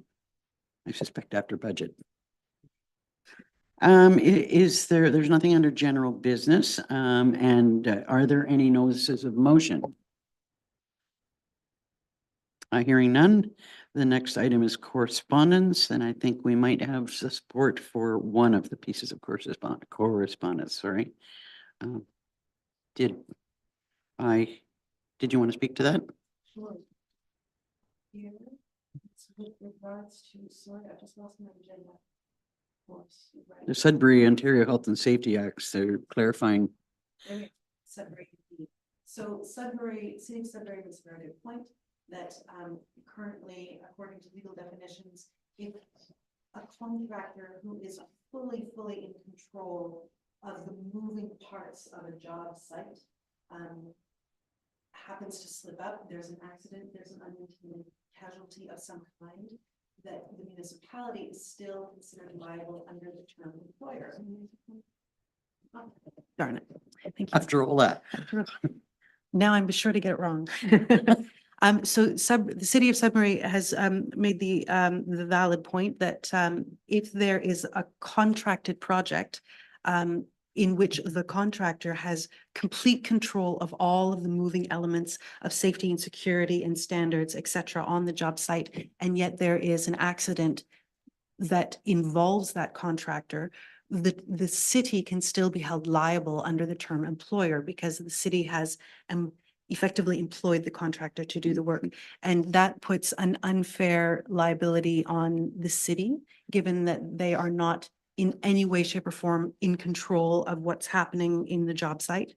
And they're seeking for the term employer to be revised. And I think that is a good idea. Any questions or comments on that? Do we have a seconder? Could we have a seconder on that request? Councillor Richards? Moved by Deputy Mayor Dayu, seconded by Councillor Richards. Be it resolved, Council supports the City of Greater Sudbury's Resolution CC 2023-303, requesting the province to amend the Occupational Health and Safety Act to clarify the definition of employer to exclude owners that have contracted with a constructor for a project, and that a copy of this resolution be sent to the Minister of Labour, Immigration, Training and Skills Development, Minister of Municipal Affairs, and AMO. All in favor? That's carried. And could I have a mover and a seconder to receive the correspondence summary listing? Councillors Barry and Shortreed.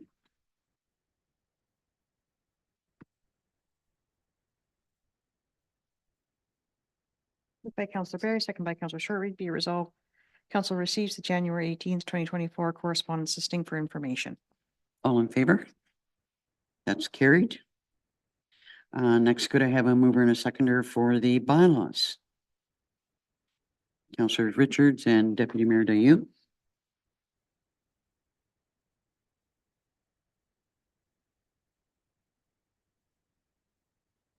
Moved by Councillor Richards, second by Deputy Mayor Dayu. Be it resolved, the following bylaws be received and read a first time, considered read a second and third time, and finally passed with the corporate seal affixed. 2024-02 borrowing bylaw, 2024-03, 2024 interim taxes, 2024-04 appointment of an auditor, 2024-05 zoning bylaw amendment application AHZBA 1423, and 2024-06 acquisition of land, Dorset Pavilion Park. All in favor? That's carried. Could I have a mover and a seconder for the confirming bylaw? Councillor Shortreed and Councillor Richards. Moved by Councillor Shortreed, seconded by Councillor Richards. Be it resolved that bylaw 2024-07, being a bylaw to confirm proceedings of council held during its January 18th, 2024 regular meeting, be received and read a first time, considered read a second and third time, and finally passed with the corporate seal affixed. All in favor? That's carried. And finally, a motion to adjourn. Councillors Richards and Barry. Moved by Counselor Richard, second by Counselor Berry. Be it resolved, the regular meeting is hereby adjourned at 2:42 PM. All in favor? That's carried.